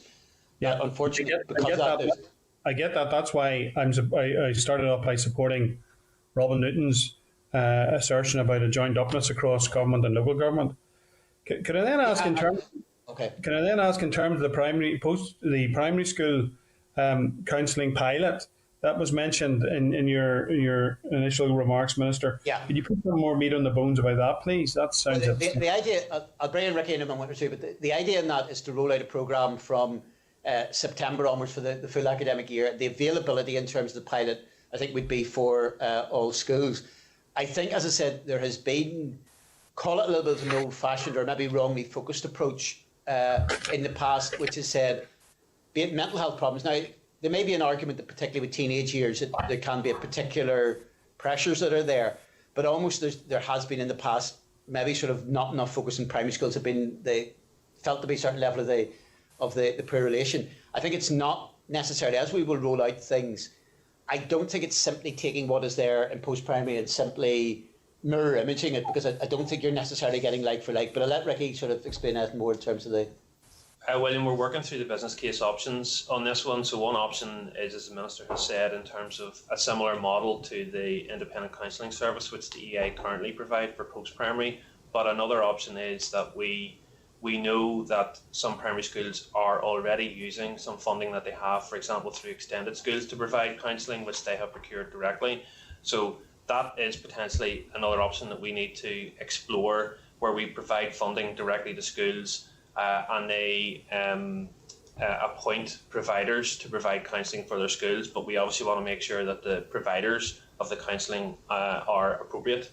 So we're looking at the detail of that now. Mm-hmm. I think, the nature ultimately of a pilot is you do what is being done will be done within 21-22. Can you guarantee that the precise model that will be used in 21-22 will end up being the best possible model? No, there's nobody. That's the whole point ultimately of a pilot, which would mean then you take whatever learning is there from the first year, because this is all money that in terms of the emotional health and well-being that should be baselined each year. It also means that it shouldn't necessarily just simply be here's something that happens and it disappears on that basis. So we need to actually ensure that this is got right in the longer run. We also need the money. We also need further support from the executive in terms of the money for it, if we're being honest on it as well. Yeah, well, you see, that's why Mr. Murphy, in various questions in the House around education, has said if bids are put in. So I hope whenever bids are put in, because this is hugely important. I met with the Greater Shankill Principals Group and was concerned to hear primary school principals talking about young children who were in need of professional help, some of them coming from very difficult homes. And I therefore think that early intervention, because it is more effective and is more cheaper, that would be a good investment for Mr. Murphy to invest in and provide you with that funding. Minister, I also wrote to you, as you know, are aware, in terms of coming out of pandemic, and I thank you for your very prompt response. In relation to the uniformed organisations, you will know that I've been in contact with you before. The Uniformed Hub has been in front of this committee before, which represents the Boys Brigade, the Girls Brigade, Scouts, Ulster Guides, Scouting Ireland and Catholic Guides. And obviously they feel that they've been left behind, again, in terms of the easements, in terms of regulations. Can I just implore the department and the EA to ensure that the uniformed organisations are considered whenever these decisions are made? Because I am grateful to the response that you sent me from officials, and I appreciate, as I've said, your quick response around it. But the difficulty that we have as someone who's involved in currently in organising a camp that's had to be pushed back from June to September, these things are not organised in weeks. These things take an awful long time to happen. There are cost implications. A lot of these camps are funded by the groups or the children, the families themselves. They don't have government interventions. Although I welcome the opportunity of getting some summer youth programme funding that's come out. That's extremely welcome now. Thank you for that. But we do need early decisions, and we need them to be, these organisations to be kept informed, because it is. The reality is.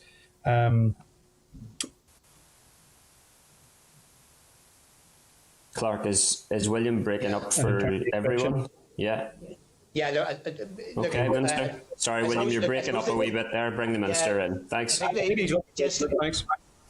Yeah, I think just what William was saying is indeed early decisions, and indeed the likes of uniform organisations being kept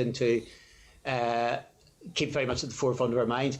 Yeah, no, I don't disagree with any of that. What I would say is, and again, this is where, be it around restrictions issues, this is not a lack of the department or indeed others from within education saying, in any way holding anything back or wanting to do that. There is a process where, in terms of all elements of restrictions, that they are put into the task force and results are done. And at times, when we have found this, where we have eventually got movement, and at times maybe a differentiation has been drawn between what is happening at either a schools level or a youth level with what is happening in the wider bit of society as regards restrictions. Those are not because we are putting up the barriers. At times it is because whatever the decisions are there on behalf of the wider public health task force. So if there's issues around what can be done, for instance, outdoors, it is not because we haven't actioned or agreed or pushed for things. It is because then it may well be that a particular set of terms. In the same way, and I know, okay. I suspect I would agree with the chair in relation to this, we eventually got things moving in terms of inter-school sport, for example. I suspect it may be one area that myself and the chair are very much on the same page on. My view is that should have moved ahead exactly at the same time. But that was not our blockage. Yeah, very briefly, William, we're well over time. Briefly, please. I accept the point you're making, Minister. That's why whenever we had the Uniform Hub presentation in front of committee, I did make the point and propose at committee that day that we write not just to yourself but to the Health Minister, because I absolutely understand that it flows from the restrictions and the guidance given by both the Chief Medical Officer and the Scientific Officer. But I'm just making the point, these are volunteers, and therefore they are not going to be as agile necessarily as those who have got paid officials working for them in other organisations. Thanks, Chair. Okay. Thanks, William. Minister. We will also be making the case on their behalf at times as well in that regard. Okay. Yeah. Yep. Minister, just to recognise that, obviously you and I will disagree on multiple issues, but you have responded promptly and positive in relation to that inter-school sport issue, and you might be aware I have a request for a meeting with you in relation to some of those organised uniformed organisations, outdoor activity centres as well. So maybe you'll respond positively. One other brief issue I want to give you credit on. I've represented requests of teachers in third sector organisations such as Bernardo's for the extension of the independent counselling services to primary schools for a number of years, and I know that's not precisely what the pilot is proposing, but credit where credit is due for bringing that pilot in relation to primary school counselling forward. People mentioned positive outcomes you can refer back to if and when you complete your term of office, and the pilot that you've initiated in relation to primary school counselling is one of those positive outcomes. So I thank you for the action that you've taken on that. Look, I would say, Chair, I'll be happy to meet you. I suppose the only issue just in terms of meeting is I know that, again, stuff has been put into the broader bit of the task force in connection with, I think off the top of my head, there's a separately, I'm due to be down may well think be it Crawfordsburn or I'm trying to remember. I'm due to be on either with Scouts or Girl Guides. Relatively soon, I think some stage next week on that. That's on good. That basis. That's positive, maybe Minister. That we get. And look, I think, and to be fair, I think to colleagues in health on some of the issues. Sometimes, to be fair, it's they don't always absolutely understand precisely what's happening on the ground. I think that's fair enough. Yeah. Rather than and to be fair to them, on these things, they're trying to cover such a wide range of issues that they're not going to be experts in everything. I think that's important, why that engagement is so important, so that we can understand the nuances of how things are safe. Yeah, no problem. Yeah. Okay, Minister, I've 3 members left. I'll do my best to get through them here if you can give us some flexibility. Thanks. Nicola Brogan, MLA. Thanks, Chair, and good morning, everybody. It's nice to see you all. I'm having a few connectivity difficulties, so I'm hoping you can hear me okay. First of all, Minister Weir, I'd like to welcome your development on the childcare strategy. That's a really welcome announcement. As you know, myself and the Chair have both been advocating for a childcare strategy now. Well, me probably not as long as him, but that's good, and Nicola, just to be clear, look, I want to see a childcare strategy adopted by the executive during this term. I suppose from that point of view, there's not a specific announcement at this stage on it, so just in case there's any direct misunderstanding. No, but that you brought a paper to the executive. On that, yeah, okay. Yeah, no, I know that you brought a paper to the executive, yeah, but that's progress, so I'm pleased with that. Thanks for that. I'll just move on then to the your announcements this week about the SEER grading arrangements. I've been contacted by parents who, in their own words, said they're furious. Their children have, in this case, they've completed their AS grades and are furious that these are not being included with their final A-level grades. So would you accept that many young people will be under even greater stress, and this will cause more anxiety because of more pressure then put on the final exams for A-levels? A couple of things that happened, and I'll bring in Suzanne just directly on this as well. Whenever we consulted, we found there was not absolutely a uniform view in connection with this, but for large numbers, indeed, the majority of parents, they actually accepted they felt that because their child had been particularly disrupted during their AS year, and to take AS into account for A-level would actually disadvantage their pupil, their children. It was also the case from a pure practicality point of view. And again, when we talk to the likes of the secondary school union, that there is a basic problem with conversion in terms of fairness. And I gave the example of somebody who would be just either side of a grade boundary and maybe a couple of marks a point apart in a normal set of circumstances. Because the only way you could do that would be, here's a particular mark for an A, here's a particular mark for a B. It could be quite a large distance apart from somebody who actually otherwise it would be a mark or two apart. But I'll bring in Suzanne, who's maybe more directly involved in some of the consultation on this. Yeah, thanks, Minister. It's just to say, Nicola, we had taken on board feedback last year from parents and pupils around it, and we asked SEA to model a whole range of options and scenarios for ways in which the AS grade could contribute to the A2. We looked at a 40% contribution, 20%, 10%. We looked at giving, you have to apply a proxy mark to the grade. We looked at the top of the grade band, the middle, the bottom.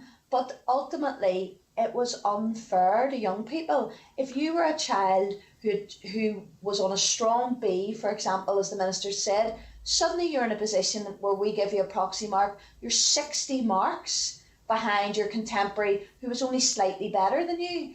Normally, there's 60 uniform marks within every grade, and there'd be children spread out through the hundreds of marks. If we give a proxy mark for those 5 grades, every child in Northern Ireland would have been placed in one of 5 marks, and it actually then would have made differentiation next year very difficult. But ultimately, we understand, yes, children are worried about a return to public examinations next year. They are worried that their grade would be determined on the A2, but none of that would justify us doing something that's actually unfair and inequitable to individual young people. And what we need to do is build up young people's confidence over the course of the year.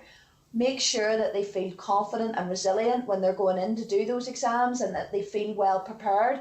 And part of the Minister's announcement was the removal of units at A2, so they don't have as many exams to prepare for, and that they will have more time and space in the curriculum to build up their confidence. So, of course, acknowledging that it's not ideal, we would have wanted a normal scenario where the AS could contribute, but given the awarding arrangements this year, it isn't right to do something that's unfair on the individual child.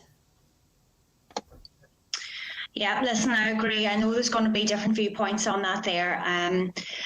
But it's just, I think it's important to raise that there issue that so many children will be feeling additional stress because they feel it all lands on these one set of exams. So I do understand that, I take your point. I just want to move on then, Minister, to Sure Start facilities. I'm sure you'll agree with me that support provided by Sure Start for children and families from disadvantaged backgrounds is kind of more critical now than ever. So a number of families have contacted me again. There's been two main issues that's been drawn to my attention. One is about the full resumption of Sure Start services, so really for group activities to start again, and about rural families who can't get access to Sure Start because they don't fall within the catchment area. So have you considered any kind of change in policy to widen out the catchment area so that rural families can be included in this? Well, look, I think... Sorry, yeah, I suppose to just take those in reverse. Look, there'll always be kept under review what the breadth of Sure Start to be. It is something that is very advantageous. I wouldn't necessarily... I think the problem on the rural side of it is if the boundary points, if I can put it that way, are, and it's a little bit of a blunt tool, are call it sort of need and socioeconomic need, I think we've got to be slightly careful that even if there was additional funding to be able to widen this out, that you don't particularly pick, for the sake of argument, right, here is somebody who is qualifying who may not be as needy as somebody at present, what we would have with Sure Start, that where people can take from. You can get clearly within neighbourhoods which don't maybe have an enormous amount of difference between them within a one town. Some will qualify and some won't. So I would be wary of a situation which necessarily said, well, you're going to qualify because you're from a rural community, as opposed to that maybe, but in terms of criteria, you wouldn't actually have the same level of criteria as people who aren't qualifying at present in some of the towns as well. So it's about a level of balance, but also on the basis of Sure Start. And there's been additional money put into Sure Start. But, you know, again, as with a lot of things, if there was more financial support, yes, there's more that could be done.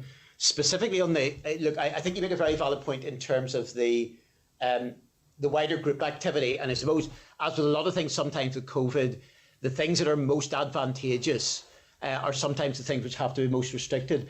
There's been a paper put into, we put into the executive, we got as far on step one, if you can call it that way, by way of Sure Start on the child base, but in the first tranche there's a separate the separate submission now has been put in as regards the full resumption. That will be, I believe, is likely to be considered very soon. I hope to see movement on that soon, because I think it's critical. You're right in terms of the impact directly on families and on that basis. That's got to be the next logical step, and the sooner that can happen, certainly from my point of view, the better. But obviously it's dependent upon health and the wider executive agreeing that as well. Well, hopefully, yes, Minister, we will see some movement in that, because, as we say, we do know it's critical. Finally, I just want to touch upon something that wasn't actually in your briefing, but it's relationship and sexuality education. You know, we had a briefing last week on the topic. And we have had many recent discussions, and we know it is an important topic. So I just want to get your views on it. Do you think it should be modernised and made mandatory and standardised, or what? Where do you stand with updating the curriculum? Well, look, there's work. First of all, it is mandatory in that regard. All schools have to do RSE. I think on the basis, I think particularly where the focus is, and I know myself and Minister Long, indeed the departments, have agreed to work very specifically on some of the Gillen review bits, because I think particularly issues around some of the threats to women that are there, be it issues around domestic violence, trying to break cycles, are critical. I think that's where we're looking particularly at elements of content side of things. There's no doubt that there are aspects of this in terms of where people see particular issues that have sensitivities and the work through, but CCA provide materials. There's also, generally speaking, that making particular curriculum matters compulsory and particular aspects of things, the worldwide experience overall is not necessarily that those actually lead to improvements in the quality of that. But I know that the hub that's provided by CCA and funded is working consistently on materials in that regard. Yeah, just say, Nicola, one of the strengths of our system is that flexibility that we can use the non-statutory curricular guidance to provide contemporary and up-to-date advice and resources for schools. The statutory content is the statutory content, but because it gives flexibility, we're able to build on that and provide a whole set of modern, up-to-date resources at short notice, and that there's no time lag, for example, between an issue being identified as important and needing to be delivered in schools and us being able to develop resources, whereas if that needed to be put in legislation, that obviously takes considerable time. So we've got quite a flexible system, as the Minister. I mean, I'm not specifically talking about RSE, but to take up Suzanne's point in the broader sense, I think our system has a level of agility to it. And I think that if we try and across the board around a range of subjects, I don't want to specifically talk about RSE in that regard. If we try and straitjacket everything, that can create problems as well. Now, I gather, appreciate in terms of what the level of compulsory quality of things is always going to be an issue of dispute in that regard. But I do see a lot of merit in our system having a level of agility. Definitely, Listen, we'll want to come back to Nicola. Yeah, just final remarks. I appreciate that point, Minister. But the flexibility there that's shown means that on the ground, children aren't getting the RSE that they need and deserve, and that's from different surveys that has been carried out. That's what's been shown. So it may be flexible, it might work for other things, but it doesn't seem to be working in this case. But thanks very much for that there. Thanks, Nicola. Minister, just got Justin McNulty and then Morris Bradley. Justin? No problem at all. Thanks, Chair. Thank you, Minister. Thank you, Ricky, and Karen and Suzanne. Minister, I just want to start off as this may be the last time you're before us. So I want to start off by thanking you, by applauding you for your endeavours. You've always been genuine. You've always been upfront to me. You've always been engaging. I think your heart's in the right place. You're genuine. I'm glad, Justin, I've got you fooled in that regard. No, I genuinely feel your heart's in the right place, Minister, and I think you deserve credit for trying to navigate these waters in very, very challenging times. And I think you deserve credit for that. Now, you've made mistakes. We all do, and I just want to thank you. I think there are others around the table today who feel they can do a better job, judging by the line of questioning by Mr. Humphreys. Maybe he thinks he can do a better job, but nevertheless, we'll move on. Suzanne, you mentioned that young people may not be experience a high sense of achievement this year after they're receiving their exam results, and that's worrying. I feel they should. No, sorry, you must have. Last year, some young people, talking about 2020, sorry, yeah. Okay. Sorry, Suzanne, maybe just clarify. Maybe I think you picked it up wrong just in that regard. Yeah, just last year because they were cancelled. Justin, some young people told us that when they got their results, they felt strange because they hadn't been through any form of assessment process, and they felt, maybe the results didn't belong to them. That's not the case, and their parents and their schools have tried to reassure them as much as possible. But my point was, this year, children will have a sense of achievement because of the assessments that have been carried out. Okay, well, they should have an extraordinary sense of achievement because of what they've gone through. This is the biggest disruption to education since the Second World War for teachers and pupils, so they all collectively should have an enormous sense of achievement in terms of navigating these waters, as you mentioned earlier. On that, though, what is your sense? Kids have returned to school now full-time, for a number of weeks. What is your assessment of where kids are at? How are children? How are children and young people? How is their well-being? How is their physical well-being? How is their social skills? How are their how are they mentally? How are the teaching workforce? How are the staff? How are everybody at with things going back to the normal as normal can be in schools at the moment? Oh, okay, Justin. I mean, look, what I would say is, look, I agree with you, first of all, in the earlier remarks about that they should be proud of their achievements. I think what we were saying is that we got feedback with some people saying they felt in a strange place, but I don't think that's something ultimately which is justified. I think it should be. Look, I think from that point of view, I suppose it is difficult entirely to generalise, because you may well get two pupils who live next door to each other and will have completely different perspective of where they are. What I've generally found on school visits, it is certainly not universal, and there's a need obviously for that level of intervention. Children have shown a high level of resilience, I would say, throughout the pandemic in relation to that. I think that in general what I've picked up on is that children are very, very happy to be back in at school. Again, without being cynical, that may be less to do with isn't it great I've got these lessons? It's more actually the freedom to be able to see their friends and their peers. And that's overwhelmingly been the answer. Does that mask underlying concerns in terms of emotional health and well-being? Yes, it does to some extent. And that's why I said it may not necessarily be where children are on day one. It may be where some of them will be on day 6 months plus one. And that's why I think we've got to keep a close eye on what the situation is. It's why in particular next year, that particularly in terms of emotional health and well-being, that it was intended anyway, but effectively the rollout of the framework is critical next year, or in this year, I suppose, in that regard. And also actually the additional money that we're getting in terms of the COVID side of it, because it's not simply, even if everything goes from now into the future utterly uninterrupted, it is about actually trying to deal with some of the scars that are there and may not necessarily surface on day one as well. Yeah. Okay, that's thank you. Robbie mentioned shared education, and there is concern with drop off in funding for shared education, that momentum gained across the north may be lost. There is a very successful shared education project going on in South Armagh, which is benefiting a small school, Newtown Hamilton High School, in terms of access to subjects at GCSE. A drop in funding might conspire to usher in the closing of that school. Now, that school is one of the fulcrums for the Protestant community in South Armagh. What are your department's plans for shared education, Minister? Well, look, I think we want as much as we can, as soon as we can, to start to ramp that up. Look, I think I mentioned earlier, and we saw it potentially, funny enough, there's an analogy with some of the work that's happening in terms of Sure Start. Some of the most advantageous stuff, and it's a counterintuitive thing, become the most difficult under COVID.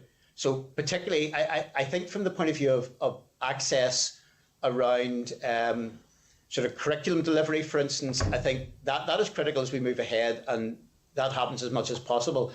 I think one of the problems is that the focus under COVID has been, I suppose, have everybody hermetically sealed and in a bubble.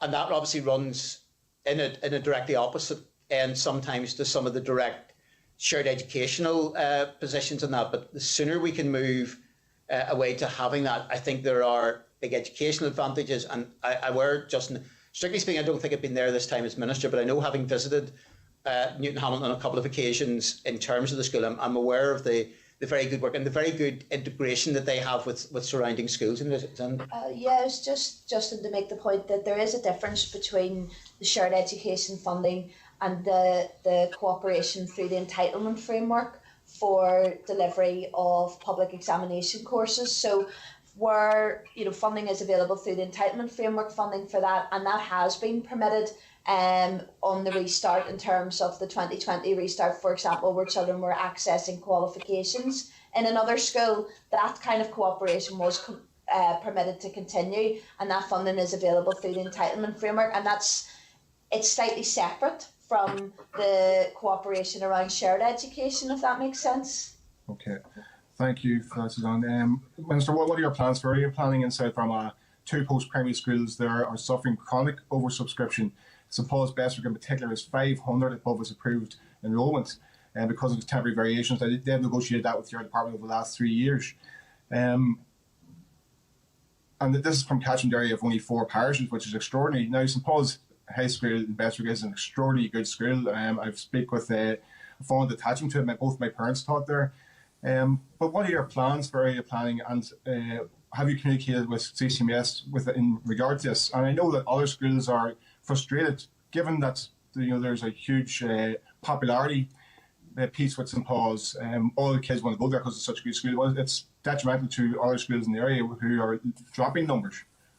Well, look, I suppose there's 2 points in relation to that. We're in the process of introducing, and this is both downwards and upwards, and it's largely speaking, the agreement of the individual schools, a certain element of right sizing of where you've had schools that, for instance, either for a number of years, that their numbers do not reflect or anywhere close to where their cap is, an opportunity for them to be able to move to that, closer to that number from a practical basis. It is not, if you like, an expansion per se, but actually where I think we have, because of the DP process, a slight, at times, element of unreality, if you like, that what is there and has to be met year on year by way of temporary variations. So that is being put in place.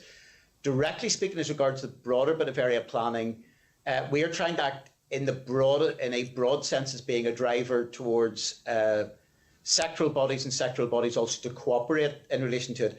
I think the slight degree of complication, particularly if we're looking at individual cases, is if there was to be for example, with a school, a large-scale potentially expansion or in the long-term side of it that would require a development proposal, as the way the process goes, the initiators of that have got to be really the likes of CCMS or the EA. It's the managing authority that initiates. And I suppose where we are slightly restricted is, as a department and specifically the minister, have then got to give a verdict on a particular school. So it's off the back of that. But because we are effectively the judge, we can't then either be in the prosecuting or defending counsel as well in that regard. So I think we are encouraging, we're trying to get, and some of it was a bit slowed up by the pandemic, we're trying as much as possible to press within the education authority in particular, but also then the sectoral bodies in terms of area planning. But we can't turn around to them in a specific case and say, for goodness sake, do X, Y, and Z about St Paul's, because the people who actually then legally give the verdict on what happens to that will be the department and myself on it. So that restriction, that could be a bit of frustration for people on the ground as well. Final comments, Justin, please. Thanks. Yes, one more question. Fantastic to see inter-school sports returning as of the 31st of May. Fantastic. Kids will be just dying to get that competitive streak back in their bones and bodies. The school's sports programme, which we've talked long about, Minister, has resumed. The coaches are back in schools. Brilliant. The FA coaches and the GA coaches are back in schools. However, they still have not received their letter of offer, Minister. I'm not sure. I think that should have issued, but I think we'll check it out. It should have. I mean, the amount of money that was in budget last year, I think, is there for this year. So that should have, Justin, that should have issued. But we'll check to confirm that. Sometimes as of yesterday, it wasn't there, Minister. So they will appreciate that being received. Okay. Well, I mean, I think there isn't. Let me put it this way: there isn't, in terms of what level of funding was there last year going into this year. Let me just indicate there's no problem with that, and there's no change to that. So if formally they haven't been written to, we will chase that up in relation to it, Justin. But they definitely are aware. A phone call was made to them, so apparently understood. Karen indicated that it's understood that certainly a phone call had been made to them to let them know in relation to, so maybe just physically speaking whether there's a letter or not. We can check that. We can check that out. Thank you for your efforts today, folks. And so whatever happens over the coming days, I wish you well for the future. Thanks, Justin. Thanks, Morris Bradley, MLA. Thanks, Chair, and thank you to the Minister for appearing in front of the Committee this morning. A lot of important points have been made so far, Minister, and have been covered by yourself and your officials. But, Minister, there have been pockets of COVID-19 outbreaks in schools in my area recently, which has led to pupils missing school while in isolation, and not only pupils, but their parents as well, which has a knock-on effect if parents have to isolate or take time off work themselves. So, Minister, can I ask you, how successful has the use of lateral flow devices that have been used to test 12 to 14-year-olds been? And will they also be used in the rollout across any summer schemes that may happen?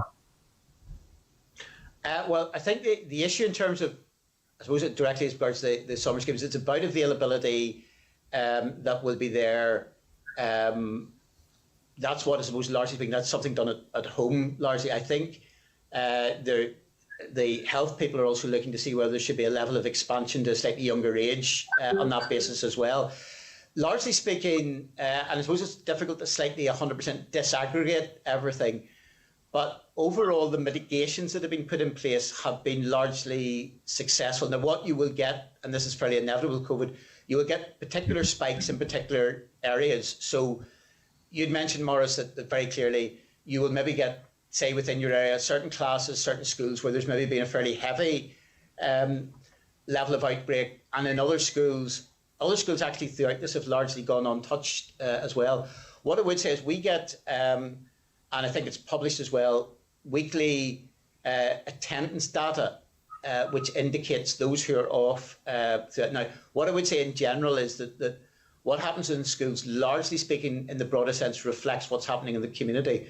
What has been noticeable, even at times where the overall community figures have tended to be of a similar nature to what was there last autumn, for example, the general level of disruption to schools in terms of the numbers that have been off have tended to be, I think, a lot lower than they were last autumn on that basis. And that does suggest that the level of spread that is happening is less, and it may well be that the lateral flows are identifying people at an earlier stage in that regard. But that's more, shall we say, a feel for it based on where we are with the statistics. And I think fairly consistently that those who've been off, either because maybe a parent has had this or they themselves have tested positive, I think I'm right in saying that has gone, generally speaking, below 1%, I think, since there's been schools resumption now. The direct impact of lateral flow will probably be less as we move ahead in the next few weeks, because a lot of those, particularly in years 12 to 14, having kind of completed their studies, are now effectively on home leave for the rest of the summer. So we won't see that maybe picked up to the same extent in that regard. But it does appear that the lateral flows have, in general, seem to have had a positive impact in that regard. Okay, thank you very much, Minister. Minister, I'm like a lot of people, I think this COVID is with us for some time to come. And like all viruses, mutations can do and have occurred. So without wanting to be a prophet of doom, this pandemic to return with force, will teachers and school staff be given priority vaccination? And will plans be in place to work closer with the Department of Health to ensure this happens? It was a high priority concern this year, and I wouldn't like it to be a high priority concern. There's not from that point of view, I would like to see prioritisation. I would like to see a scenario, obviously specifically as regards special schools. I think, to be fair to them, there was opposition to that from health, probably particularly as the driver in terms of prioritisation of vaccination has still been at a national level in terms of JCVI. I think one of the levels of uncertainty on it, Maurice, yeah, you're right in terms of nobody knows what happens in terms of the variations. And I suppose really the best case scenario is, as a society, living with the virus being there, because I don't think it will be best case scenario a number of years before we see complete elimination. I think one of the areas in terms of vaccination, and I know at a national level, there's effectively, while no decision has been taken, there is provision ready for probably a booster jab, particularly for the over 50s in that regard. I know that you and I would maybe have some years to come before that would apply to us in that regard. But absolutely. I think one of the levels of uncertainty, I think, in terms of vaccination, I think there's a lot more preparedness and a lot more ability to do that. It is at this stage, I think, from a scientific point of view, as I understand it, there is not really the knowledge of how long vaccinations will impact successfully in that regard. I think it's known that in general, in terms of vaccinations, that the older you are, the quicker they wear off in that regard. I think that may lead to a driver in a lot of the vaccinations, also because the levels of deaths tend to be higher, on a high concentration on the very elderly in that regard. But I have seen speculations, but I understand there's no decisions being taken, that they are, if you like, the reserves are sitting waiting that if needed to be done in the autumn, or we've seen, I think, some of the booster stuff where there's been the Indian variant, for instance, in that regard. But I suppose we will continue to make the case for education in that regard, but decisions may not even necessarily be taken around the executive table in relation to that. It may be sort of in the wider context of what is regarded from a virus point of view from JCVI. Okay, thank you, Minister. Thank you, Chairman. Thanks, Morris. I think that's us, Minister. You've given us additional time here today, for which we're very grateful. I'm reluctant to have to wish you well, because I genuinely don't have any information to suggest that I should be doing that, Minister. I genuinely don't. In case that it is merited, can I thank you? And I know you and I know I robustly disagree with you and your party, to be fair, on a wide range of educational policy issues. We've worked together on many others, and I have the utmost respect for anyone who steps forward for public office, indeed the high public office and the challenging public office of Education Minister. So thank you in that respect. Okay, look, thank you, and thank you to the committee. Now, I know that in a minute or two, I think Ricky and Julie will be Ricky's obviously here. They'll be then sort of plugging in on Restraint and Seclusion. So, look, folks, I'll leave you at this point on it, because I know I'll have to head on relatively shortly to I've some appointment out in other parts of Northern Ireland today. So thank you very much. Thank you. Thank you, Minister. Okay, Ricky, do you want a short moment to change setup there? Chair, yes, we actually need to change room. Okay, I can deal with a few other committee business matters and buy you some time that way. Okay. Yep. Thanks. Cheers. Thanks, Ricky. Okay, Clark, can I ask if you have any actions to summarise further to that briefing? Yeah, Chair. Can I also ask Assembly Broadcasting to remove witnesses and to add members back into the spotlight? Thanks. But ask members to make sure that they mute their microphones to avoid background noise. Thanks. Okay, so early in the briefing, the department mentioned that ETI was getting feedback from schools about remote learning, and members will be pleased to know that those papers have been received and are in next week's committee pack already. The Minister has brought a paper to the Executive and said he would like the Executive to commit to a childcare strategy before the end of the mandate. So it may be that the committee would like to put that in their welcome of that in writing. The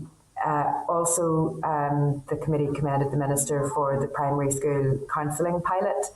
In respect of post-primary schools, then the committee was concerned at the number of the 400 pupils who are on a waiting list.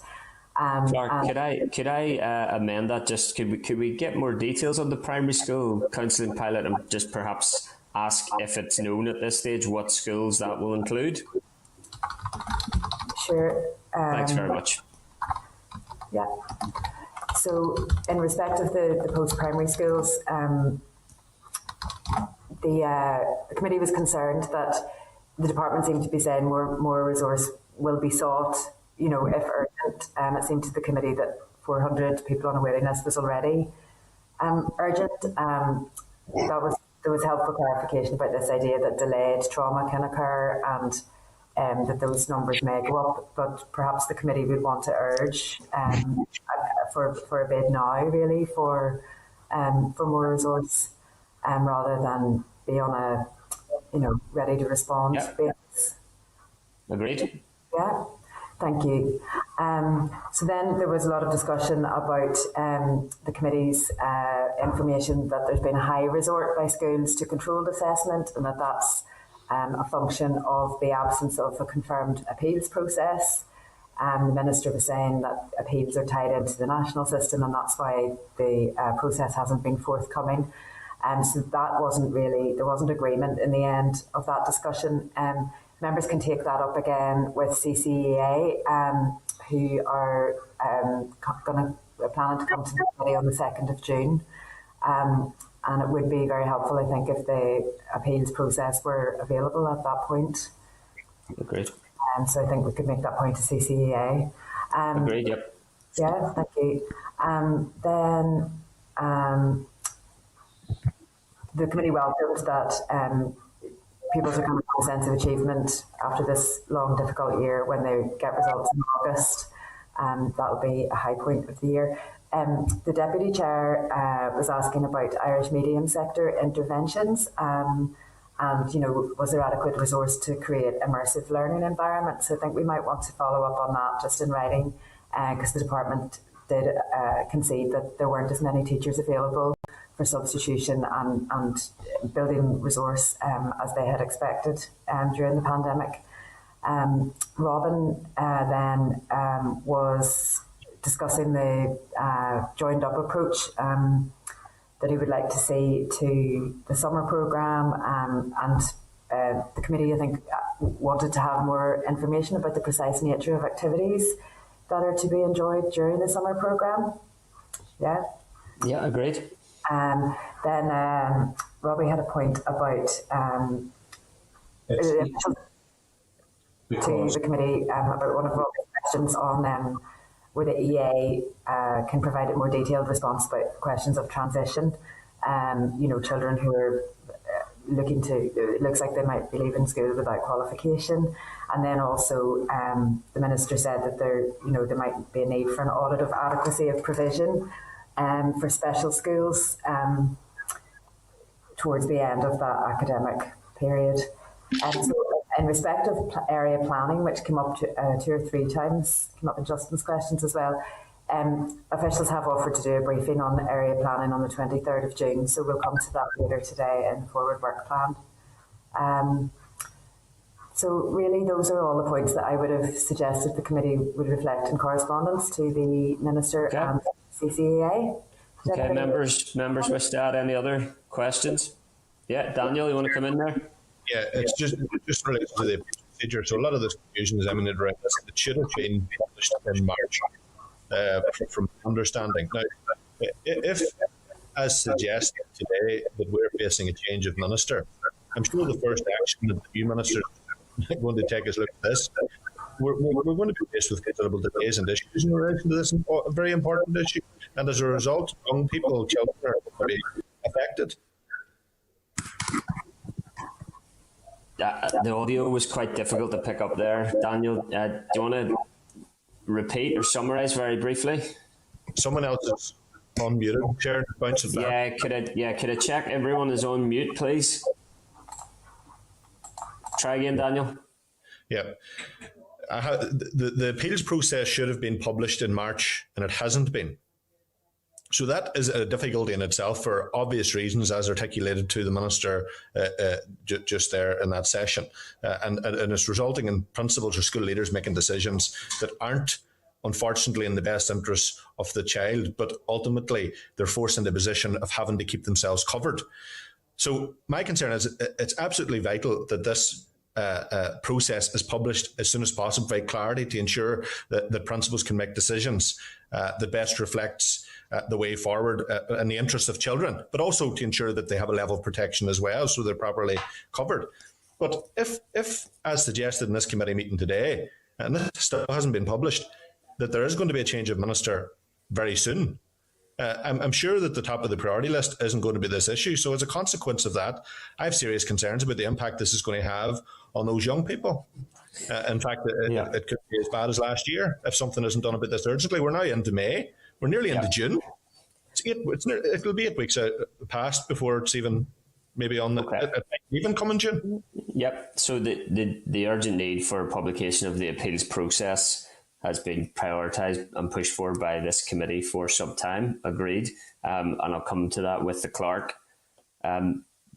As far as I'm aware, there is no announcement in relation to the minister, so we maintain our focus on the issues at hand. Clerk, in terms of the Education Committee pushing for and seeking that publication of the appeals process, you may have already referenced there, but just to recap, we are inviting SIA to the committee as a matter of urgency in order to address that issue. Can you remind us the date of that meeting? Yeah, so the CA were due to come later in June, and the committee wanted to see them sooner than that. So they're now coming on the 2nd of June, and I'll speak to the new chief executive on Friday just to, talk So about that's the two weeks. That's a fortnight, Clark. Yeah. Okay. And as I say, we have sought that appeals process as a matter of urgency. And I agree with you, Daniel. It's clearly playing into some of the other issues as well. Okay. Any other questions members wish to add to our actions? Just, I don't really keep stressing this point, but this committee war, the former chief executive of SIA and the current minister of the real challenges that are faced by, there may be an issue here that the minister has recognised it. Backtracked slightly towards the end of his conversation, but I think this is going to blow up very badly, and I have to stress this. Like, this committee mentioned this months ago. We're sitting now, like, this is really urgent. It can't even wait 2 weeks, to be honest, because if we wait 2 weeks, it'll be another 2 or 3 weeks before anything's done about it. And it's going to be too late. It's going to be too late. Yeah, so, no, I'm not. I mean, obviously, CA and the minister can publish appeal process details more promptly than 2 weeks. But that scheduling is our questioning of that process. I mean, our business. I think that invitation was to invite CA to attend as soon as possible, Clark. Yeah. And look, I agree with you. The committee has consistently made the case in relation to the guidance. The video, I fondly refer to it as the fireside chat video clip, Daniel. It was bizarre. It was ambiguous, as you've said yourself. The written guidance that I quoted earlier placed a higher value on controlled assessment, and it has created a dynamic of immediate assessment on school return. The Secondary Students' Union of Northern Ireland raised concerns about that.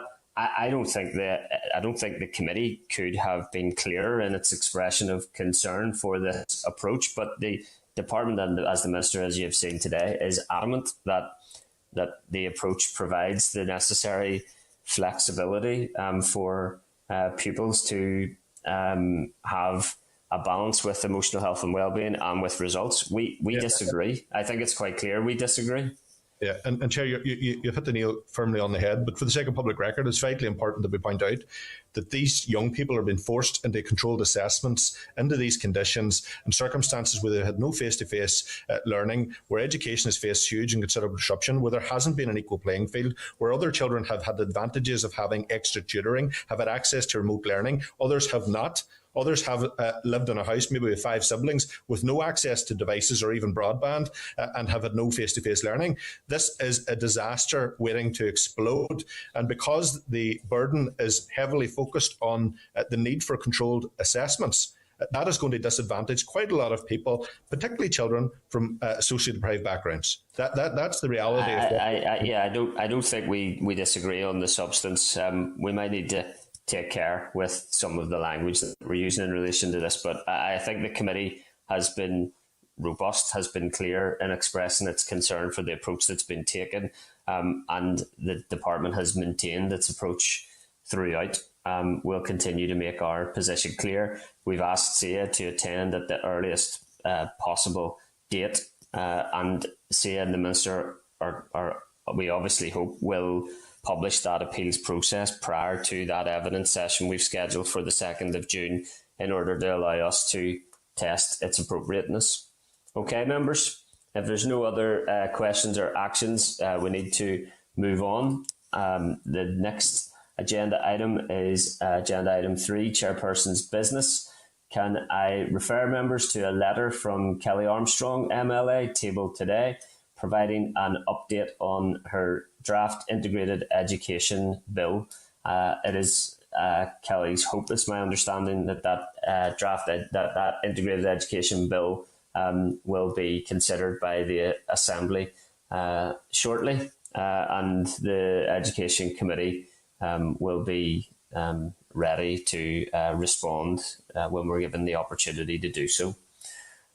Agenda item 3.2 is our informal meeting with Apple. Can I inform the committee that members had an informal meeting with the Apple education team on digital learning? A note of the meeting will be distributed to members in due course. I think one of the most important theme emerging from the meeting was that equal educational opportunity will require equal access to digital devices and internet connectivity in order to achieve that aim. It was a useful meeting to learn about some of the approaches that are being taken in other jurisdictions such as Scotland in order to achieve that aim. So the note will issue in due course in order to inform members and the committee's approach on that particular issue. Okay, members, then agenda item 4 is draft minutes. Can I refer members to draft minutes of the committee meeting on the 12th of May at page 24 and seek your agreement that the minutes are a complete and accurate record of proceedings? Agreed? Members content to come off mute to say agreed, if agreed? Agreed. Thank you. Agreed. Thank you, members. Okay, then, agenda item 5, matters arising. There are no matters arising as far as I'm aware. Okay, then agenda item 6 is our briefing from the Department of Education on restraint and seclusion. Can I ask Assembly Broadcasting to remove members from the spotlight and to add our witnesses? Can I refer members to Clark's brief, Department of Education briefing paper on restraint and seclusion, and a copy of interim guidance in tabled papers? Can I welcome Ricky Irwin, Director of Inclusion and Wellbeing at the Department, Julie Humphreys, Head of Additional Educational Needs Team at the Department of Education, Shauna Collinson, Interim Assistant Director of Pupil Inclusion, Wellbeing and Protection at the Education Authority, and I think Andrea Kelly, Head of Primary Behaviour Support and Provisions at the Education Authority also. Can I advise officials that you have up to 10 minutes to make an opening statement, followed by a question from the members. Hand over to Ricky. Thanks. Thanks, Chair. Can you see me and hear me okay? Can indeed. Okay, good to see you all again. So thanks for inviting us today to update you on the review of the use of restraint and seclusion in educational settings and to inform you of progress since our last attendance at the committee on the 24th of February. Committee members will be well aware of the background to this review and of the urgent need to ensure children and young people, parents, carers and the school staff who support them are provided with clarity on the use of physical intervention and restrictive practices. We have continued with our engagement on this issue and made further progress, which I will now outline. The reference group of associated professionals and statutory bodies has now been established and has held 2 meetings chaired by the department. The group has agreed to share with us their views on the use of restraint and seclusion in educational settings and any emerging proposals for change that they may have. The working group continues to meet at bi-monthly intervals and as part of its role is currently examining how engagement will be progressed and the position taken in neighbouring jurisdictions. A commitment has been included in the Department's 21-22 business plan that this work will be completed by March 22. In advance, we expect that new guidance will issue in the forthcoming academic year. All emerging proposals, including any that require legislative change, will of course be subject to the Minister's approval. Officials have undertaken significant engagement with parents and have met with Parent Action, Positive Active Behaviour Support Scotland, also known as PABS, and the International Coalition Against Restraint and Seclusion, also known as ICARS. These meetings included evidence from local parents with lived experience. Parents with lived experience, supported by their parent advocates, made presentations to a joint meeting of the working and reference groups on the 11th of May. The Department continues to liaise with these parents and their advocacy groups and has opened a 2-way channel of communication. Their voices are central to this review. You expressed concern at the oral evidence session on the 24th of February about the passage of time since schools were provided with guidance. The department has now issued interim guidance in the form of DE Circular 2021 number 13, which was published on Monday the 10th of May. A copy was sent to members. The guidance has been informed by legal advice which the department received. The main messages are: the best interests of the child should guide all decisions taken by staff in relation to children in their care. All children have the same rights. There is a duty upon schools to make reasonable adjustments for children with disabilities and not to discriminate on the grounds of learning or physical disabilities. Reasonable force restraint should only be used as a measure of last resort and never as a form of punishment. There is a requirement to record instances of reasonable force and restraint. Current guidance does not seek to define seclusion or indicate what forms of seclusion, if any, are permissible and in what circumstances, as the issue of seclusion, including that of deprivation of liberty, is still being considered as part of the department's review of this issue. And children should never be locked in a room or left unaccompanied and must be able to leave when they want to. The interim guidance does not fully address the issues. There is much more work to be done in this complex area. For example, one important aspect we are considering is that of definitions. Another is in the context of supporting children with additional needs. The department has received a positive response to the interim guidance from stakeholders, including from parents with lived experience. But I want to assure the committee that the department is pressing ahead with the review and is seized by the seriousness of the issues. We are listening to the views of parents and will in the near future be commissioning further engagement with parents and carers, children and young people. The intended approach will take account of ethical issues and the needs for signposting the services should anyone who comes forward requires advice or support. That's just a brief update, Chair, so happy to take any questions that you and members may have.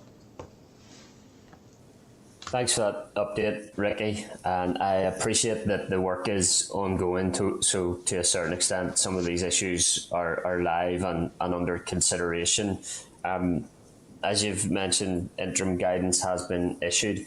Is the aim to put that guidance onto a statutory footing at the end of the process?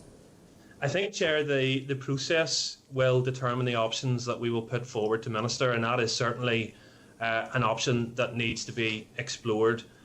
I'm aware of the motion that's come forward from the committee to be debated in the Assembly, which is asking for statutory guidance, and I think that is an option that we need to explore in more detail. In terms of legislation, obviously there's a time frame around any legislation that would need to be put in place for this. That does not preclude us from bringing forward more fulsome guidance on this area, and I think that's what we intend to do. But we also need to consider that if the Minister decides on legislation, what is the appropriate vehicle for that? And would that be new legislation or would that be an amendment to existing legislation? So they're the issues that we're starting to look at now. Okay, and can you give us any update as to progress on definitions? What has become clear during the course of the review, Chair, is that the scope of this work has broadened and we now are in receipt of draft policy from the Department of Health in terms of the use of restrictive practices in health settings, which quite helpfully includes a number of definitions. Now, I think it's important that we seek to align, where possible, our work with the work that Health have taken forward. Now, I stress that that is still at a draft stage, not finalised. But what we have found from our engagement with stakeholders on this issue, that probably the number one section in any guidance, further guidance that we're going to issue, is in the definitions and in setting out exactly what is meant by the various practices at play here. I think as well we need to go into more detail about where those definitions apply in the context of children with additional needs and special educational needs. So this has become quite a multi-layered, complex issue. We've also been, and I think we mentioned this in the briefing paper to the committee, we've been involved in deprivation of liberty court cases where we have received further instruction from the court about providing further advice. So we need to consider whether we build that into this further advice or whether we issue separate advice. So again, there's another set of definitions, if you like, that we need to take account of in that context, and that's particularly in a special school context. So quite a number of issues at play here, Chair. What is the deprivation of liberty court case? Well, obviously, I can't go into detail about the case itself, but just to summarise, deprivation of liberty orders are issued primarily by trust panels, health trust panels, in relation to children over the age of 16 and adults. They would be informed by what is in the best interests of that child or person. We are aware of some orders being issued in the context of children who are currently in special schools.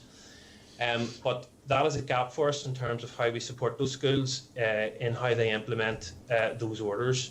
So what's clear from the court case is that we need to provide more guidance and more support to those special schools where those orders are either at play or could potentially become into play in the future. Okay, and obviously an important part of the work that has been undertaken by parents and indeed platformed by the committee has referenced the need for mandatory recording and reporting of all instances of restrictive intervention.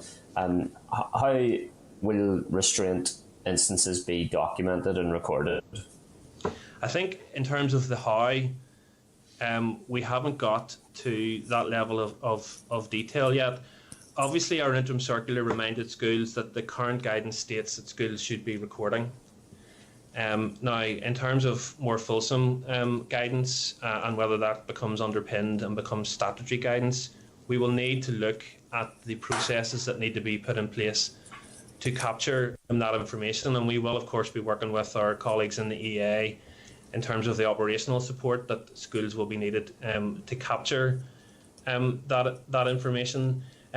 It does happen at the minute. I mean, perhaps if I invite either Andrea or Shauna to come in to talk a wee bit about the information gathering that they know that's going on there.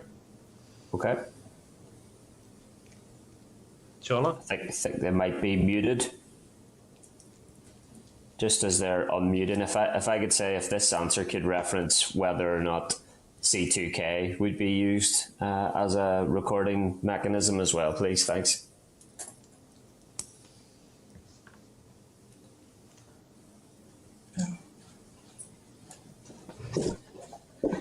Can you hear us? Yes. Thanks. Apologies. Nope. Yes, with regards to the recording, schools, within the training and guidance, schools should be recording and reporting and including parents within any incidents that happen. And as we know, they're not reported centrally to the Education Authority at this point. We do have records from our EODIS centres because of the management structure with EODIS.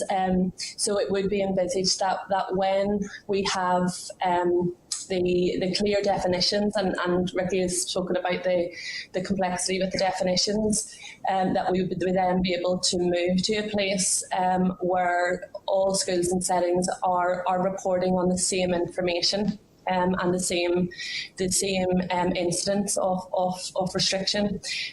This could be obtained through the SIM system and through C2K, but it will be around the operational arrangements and working that out and communicating with schools what's expected, but that we would be committed to following the conclusion of the review and working with schools on that.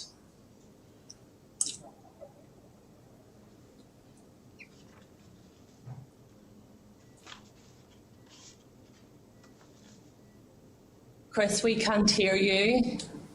That our system? Sorry, I just fell victim to the same problem of failing to unmute myself. Apologies.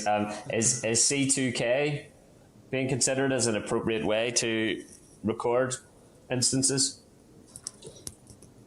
Yes, that would be one of the programmes that would be considered to record all of the information that schools use.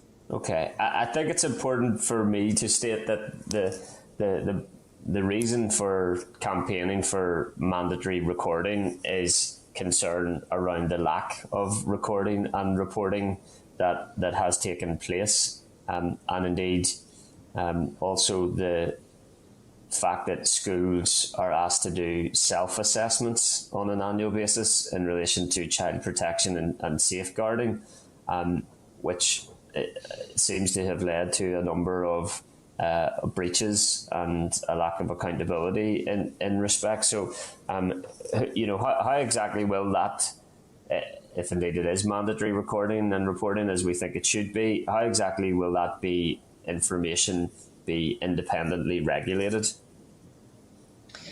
We'll have to consider all of those components, and it will have to be around the policy and the expectation on schools to input the information and the data, because when it is pulled centrally, we will only be able to work with what is presented to us and what is reported. And I think that the professionalism of teachers and school staff and the senior leadership team and boards of governors to maintain accurate records will be an expectation, and then the data that is then transferred centrally, we will be able to use that to inform any training needs requirements across the system, or any individual targeted support and intervention required with schools to support the needs of individual young people.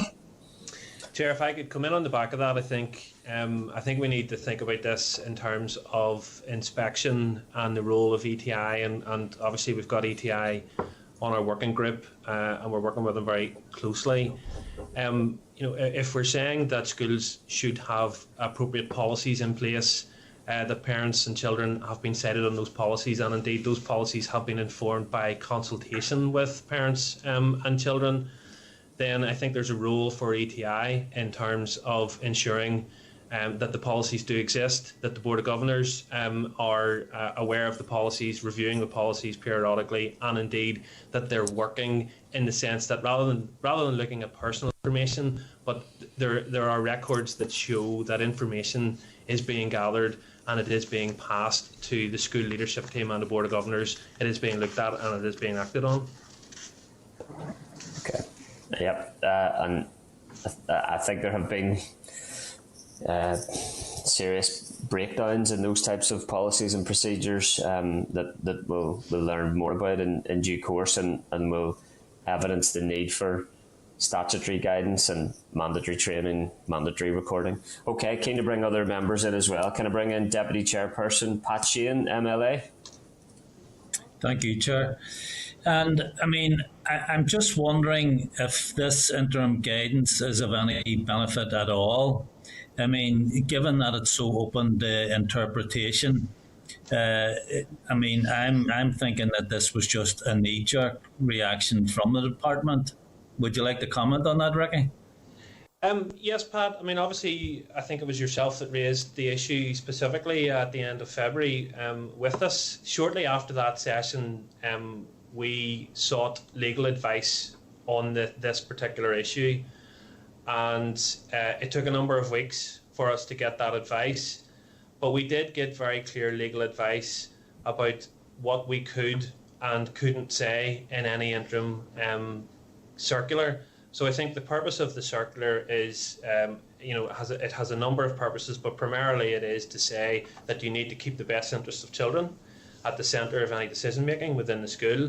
But it is a reminder of the existing guidance, what should and shouldn't be happening. It is also saying to schools that this is a wider issue that we are looking at. And, Ricky, sorry to cut across you, but I mean, issuing guidance to say that the best interests of the child should guide all decisions, I mean, that should happen all the time in regard to children in our schools. I just want to give you an example. I think I may have given you this example before. You're familiar with the concept of stimming, particularly with autistic children. Mm-hmm. Okay, so one of the guidelines is to prevent pupils engaging in behaviour that would be prejudicial to the maintenance of good order and discipline. We were given one example where a child was stimming.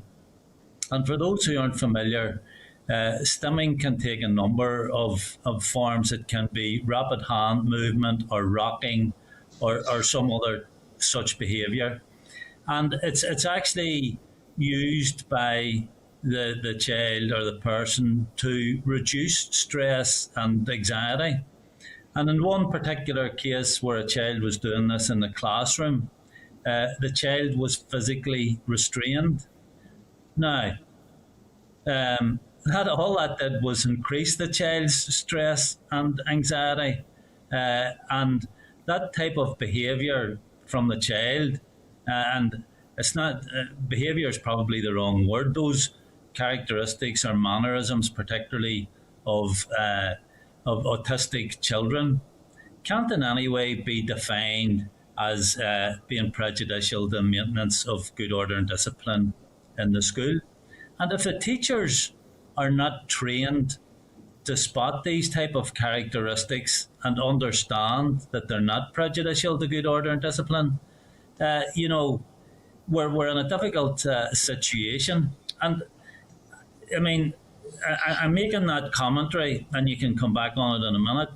But you've also said you've discussed this with health trusts and issues that they have had around restraint and seclusion.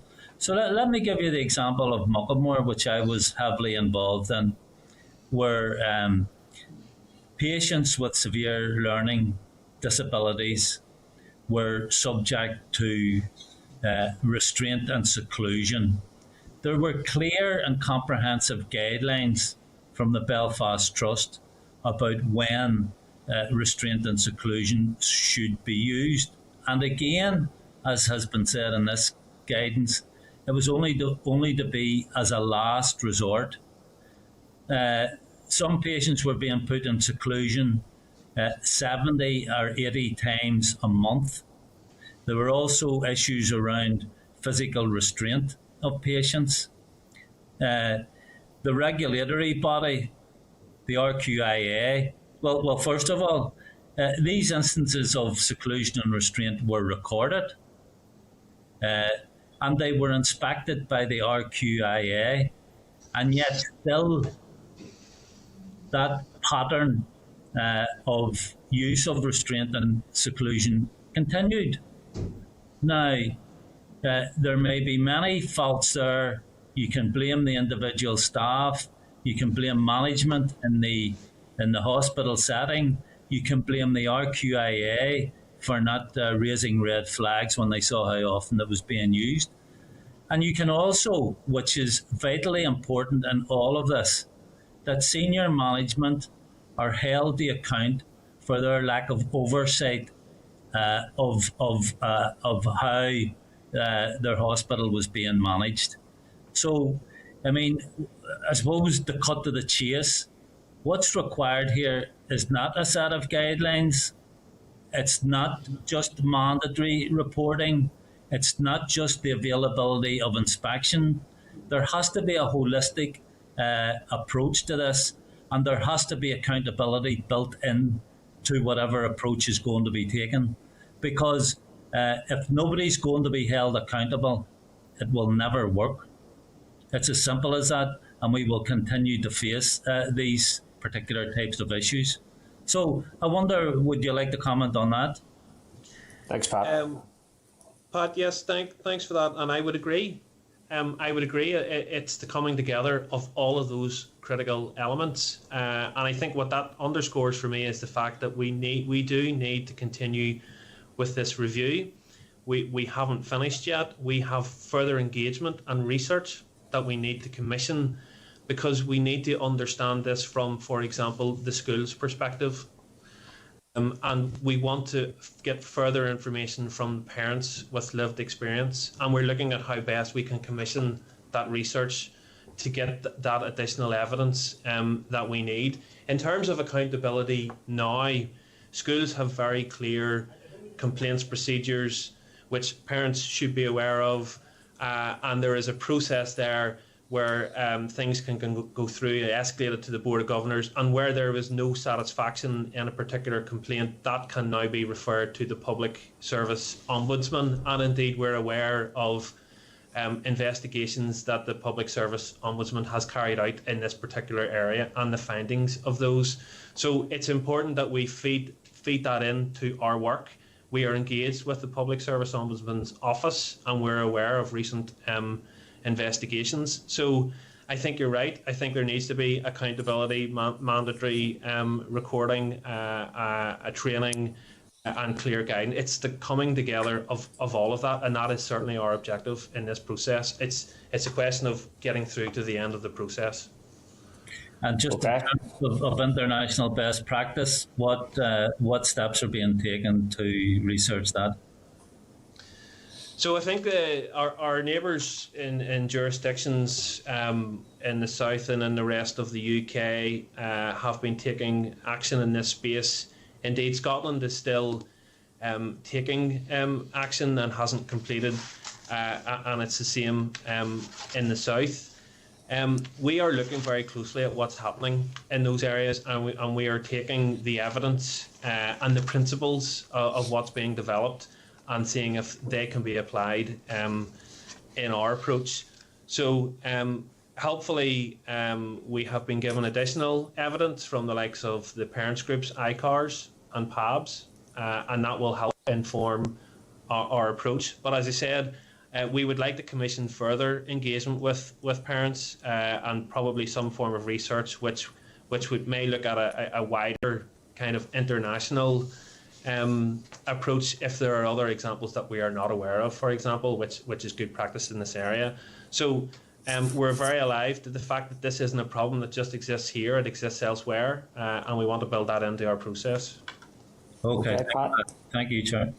Thanks, Pat. Just to supplement that briefly, Ricky, how concerned are you that it has taken a Northern Ireland Public Service Ombudsman investigation to expose the failings and the inadequacies of the current guidance and protections for children and young people on this matter? I think we have to be very concerned about that, Chris. Of course, we have many schools here, and there are internal processes within schools, and we want to provide a framework of guidance which is very clear about what can and cannot be done. So where we know wrongdoing has occurred, we need to learn from that. We need to understand what has happened in that particular case, and we need to try and make sure that that doesn't happen again. So of course I would be concerned. I have been concerned with some of the reports that I have read in this particular space. So we certainly aim to build that into our work going forward. I think the findings of those reports will shock our community. Can I bring in Robin Newton, MLA? Thank you. Thank you, Chair. And Chair, could I just, before I start, I need to leave at 12:15, so okay. I should have said that at the start, but anyway. It's okay. You'll be on time anyway then, Robin, thanks. Yeah. Go ahead. Well, again, welcome Ricky and his new team back. And I do welcome the fact that interim guidance was sent out, and I think that was absolutely critical. And I think the fact that, we are here supporting some of our most vulnerable within our society, I think is got to be our absolute priority as we do this piece of work. And I think the reference group that you referred to, Ricky, perhaps you could give us some indication of who might be members of that, and if you're able to do that. And indeed, it's pleasing that you've started to meet with the parents' action groups, and I think that's a very positive step.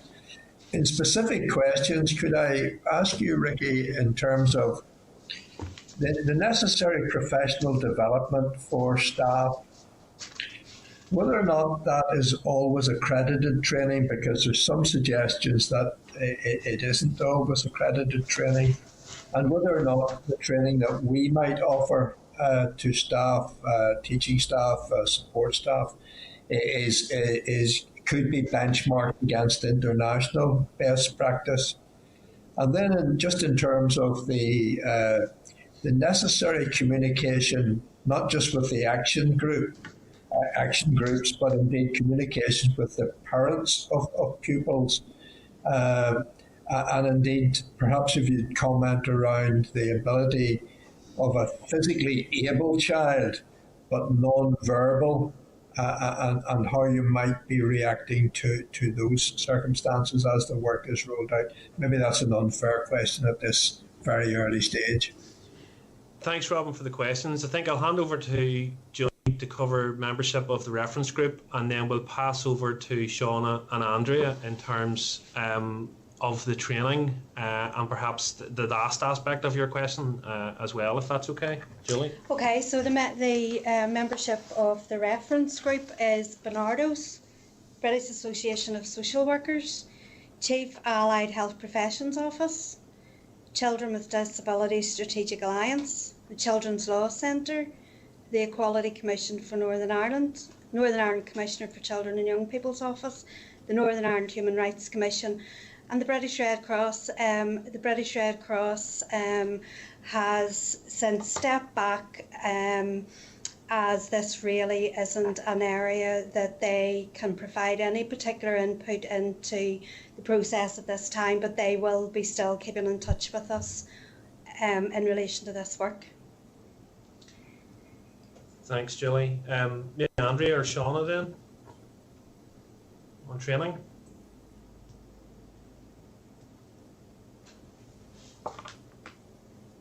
They're mute again. Don't think we can hear you, Shauna, if you're... If they're not mute. Try again. Can you hear us now? Yes. Thank you. Apologies. Good afternoon, Chair and committee members.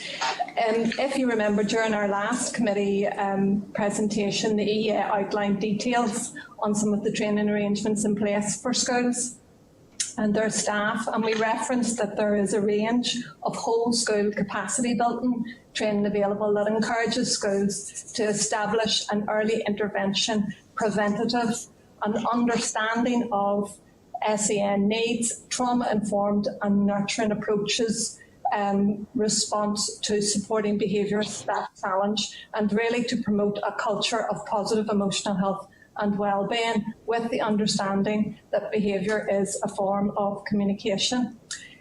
In training that is being provided by the Education Authority to support schools, I think it's important to say that the training that is provided is very much about supporting staff and schools to create an improved climate for learning through explicit teaching of learning behaviours, enabling every pupil to be the best that they can be, regardless of their presenting needs, and using approaches and methodology that promotes the key principles of preventative strategies, attachment, consistency and resilience at a whole school level by implementing and utilising the 6 principles of nurture to enable children to attend schools to have a positive educational experience and achieve successful outcomes. You ask specifically in relation to a child, I think I'm correct in saying, who was physically able but had underlying SEN needs. Non-verbal. So in such instance, the expectation is that there would be a bespoke support plan in place for that individual pupil, and that support plan be developed collaboratively with relevant school staff, with the parents and carers, and including the voice of the child. In this case, that might not be possible, but to somehow capture their preference of support by school staff and education staff that would be working with them. That plan would have to be agreed both by school and by parents, and that would include an outline of interventions and support that would be put in place to support that particular child and their needs. It may also involve engagement with health professionals and take on board relevant medical advice and support for supporting that particular profile of pupil. Can I just ask, Chair, in terms of the continuing professional development and whether or not all training that's offered to staff, is all training accredited training?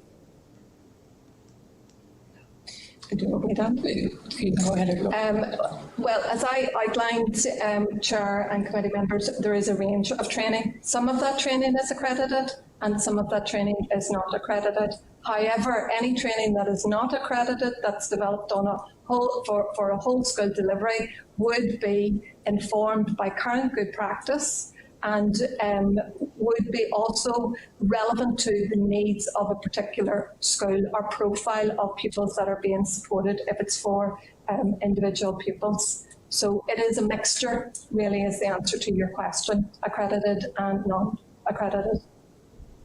But if it is part of the teacher's continuing professional development, then surely we would want any training offered to be accredited. For our teachers, teachers will engage with a range of training, and it doesn't have the same professional accreditation that some other public professions would require in order to maintain their status as teacher and their accreditation as teacher. If that's where the question is, if it's around the individual accreditation for the individual members of staff, that's not required for teachers to continue in their practice currently. Well, how would you benchmark then the training that you would offer if it wasn't accredited? The training, the various pieces of training are developed either in collaboration with health and other parts of our system, or through a range of professionals, if they're coming from the Education Authority, a range of services within the Education Authority who will develop the training based on the research and evidence in that particular field, and as I say, work with colleagues across SBNI or health or other agencies to ensure that training is relevant to our context here in Northern Ireland and the needs of our young people in our schools. Okay, and can I just, in terms of the communications with parents, is there always a communication with the parents after an incident has occurred? That should be the case. That is good practice and best practice, and that is the right of the parent to have that information communicated to them from the school. And it's a right to, you aware or unaware that it is happening. We don't. Are there any gaps We don't collect the information to be able to say that it's absolutely happening in all cases, but it is that it should be happening. It is practice that it should be happening. Yeah, I mean, Robin, just quickly on the back of that, I don't think we can give an assurance that is happening in every case. In fact, we can say that we know that it's not happening in every case because of the evidence that has come forward. So as Shauna has said, it should be happening. So what we need to consider is how do we make sure that it does happen in our work going forward, and that's something that we're looking at. Okay, well, I thank you for that. Thank you. Apologies, Chair, I do need to go on. No problem. Thanks for those questions, Robin. While we're with the EA officials responding there, could I ask the Education Authority to tell us a bit more about the Education Authority Child Protection Support Service? Yes, our Child Protection Support Service is made up of designated officers who have social work qualifications. Now, that service is available to all schools through a helpline for schools to call if they are concerned and they need advice or support around a child protection or safeguarding issue. We also, through that service, deliver the mandatory training on for schools, for their designated teachers on child protection, and the guidance for the whole school training. As well as that, the Child Protection Support Service have recently implemented Child Protection Level 1 training for all members of the Education Authority. So all of our staff across the different services, be it in transport, be it in our behaviour support services, be it in our education services, they will now be trained at Level 1 Child Protection, so that as concerns are raised, that they are aware of the procedures to follow. Okay, that sounds like from a school's point of view. Can parents engage with the EA Child Protection Support Service if they think their child is at risk? Yes, parents can contact the Child Protection Support Service, and the Child Protection Support Service does work with some parents should they have an issue. And what is the threshold for the Child Protection Support Service to refer any cases to social services? It will depend on the information that is being held, and then the kind of there is likely to be a multidisciplinary consideration of that situation, and working through the policy and guidance that we have as to whether something should be referred or not. But what is important then is that we ensure that we have the rationale as to why something has been referred or not, and that we communicate that with parents or schools, so that there's a clear understanding from everyone. Do you know how many times schools have been referred to social services? I don't have that data available, but that's something that we could come back to you with. Okay, can I bring in Daniel McCrossan, MLA, please? Thanks, Daniel. Thank you, Chair. I'll just go straight to questions. I know time is tight, but thank you for answering so far. I was going to correct something earlier, but Ricky beat me to it in relation to parents having the right to know if an incident occurs, and unfortunately at the minute they don't, and that's part of the problem. It needs to be resolved. So with that said, the interim guidance states all instances of the use of reasonable force and restraint should be recorded. Parents, carers should be informed, and follow-up support provided to the pupil and staff involved. So with that in mind, what does the department have in mind when it refers to follow-up support for pupils and staff? That's the first question. Second point, as DSO has advised that reporting of restraint and seclusion is currently not mandatory, how long will it take DE to legislate to make recording, support and engagement mandatory? And a final question to that point, how will the department monitor recording, support and engagement as set out in this interim policy? Thank you. If I take the last 2 points first, Daniel, and then maybe refer to EA colleagues in terms of an example of the follow-up that perhaps that they're aware of has occurred with pupils and staff. I mentioned earlier that in terms of the timeframe for legislation, I think that would depend first of all on the Minister's acceptance that legislation is required. Then we are in the process now of scoping potentially what the options would be around that. So I think there are two options: new legislation or an amendment to existing legislation. So we haven't got through that process yet, so I wouldn't want to make any commitment around time frame, but obviously the length of the mandate and so on would have to be a factor, and the competing priorities around existing legislative bills and so on.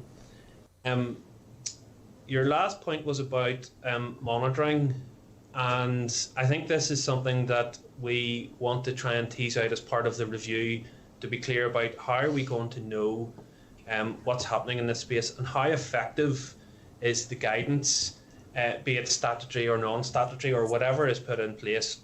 How do we know it's working?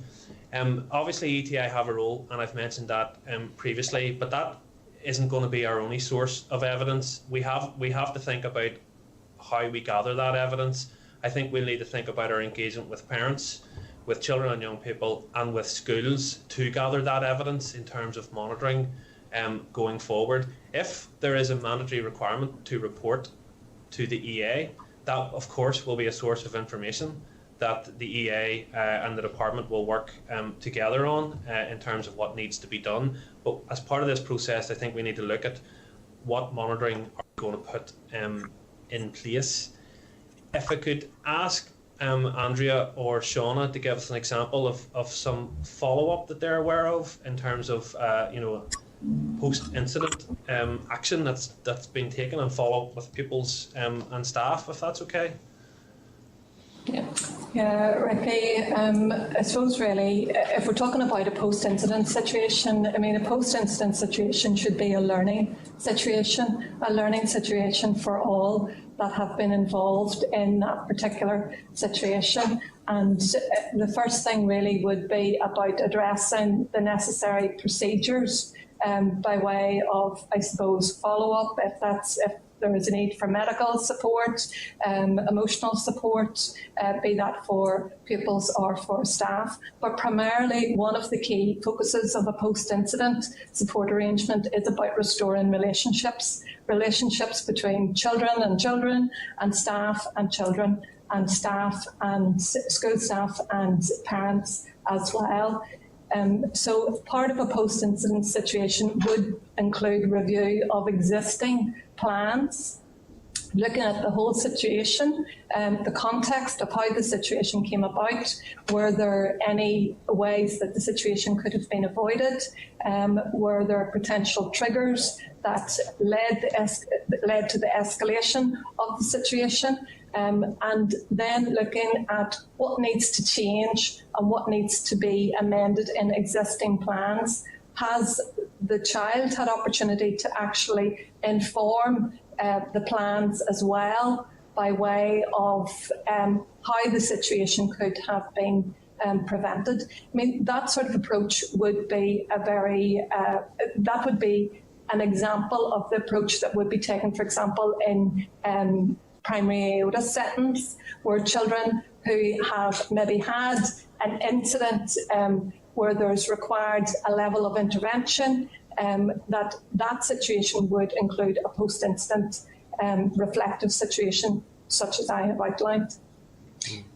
And I think it's about realising that for the child and for the member of staff, it's a trauma for them. So approaching it with that nurturing care from the staff team around the child and around the member of staff and with the family as well.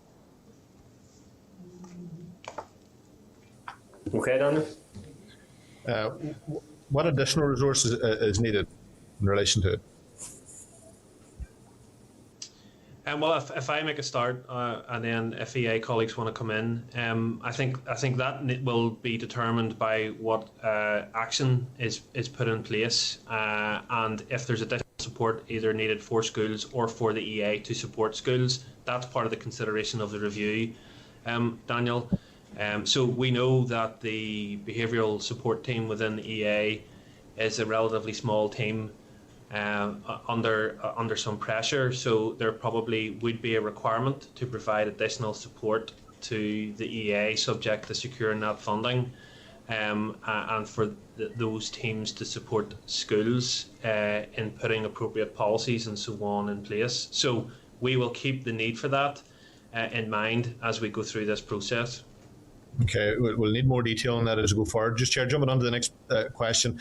The interim guidance advises in respect of seclusion that children should never be locked in a room or left unaccompanied and must be able to leave when they want to. That's what the interim guidance states. In what circumstances is it currently acceptable to leave or lock a child in a room alone? And secondly, when you say a child should be able to leave when they want to, what exactly does that mean? Because it's not clear. I think, Daniel, the inclusion of that line is intended to be an immediate response to some of the issues that have been brought to our attention, particularly through the experience and the lived experience of parents and the parents groups that we've been engaged in. And also our understanding of some of the cases that have been looked at by the Public Service Ombudsman So it's fairly self-explanatory in that we do not expect children to be locked in a room. However, what we have said in the guidance to accompany that statement is that we're not seeking to define what seclusion is, because we know we have further work to do in relation to children who perhaps have additional educational needs, special educational needs, where there are rooms which are used, which are agreed with parents, which are used for self-regulation. So it's back to the point about definitions. We have to do further work on that to be clear about what is and what isn't acceptable in that whole space. So that was just an initial response in relation to the serious issues that were brought to our attention. Okay, Chair, just a final question. Yeah, brief, Daniel, you can move us on. Yep, thanks. The Department is not in favour of mandatory autism training in case it opens a floodgate of lobbies for other conditions. What proportion of pupils would need to present with a condition to merit mandatory training for teachers? Social and communication skills are fundamental to good experience of school. There is therefore a need to acknowledge the number and distress of pupils who cannot make themselves understood. Is there a compromise position that the department can move to equip every teacher with techniques and skills to alleviate this pressure?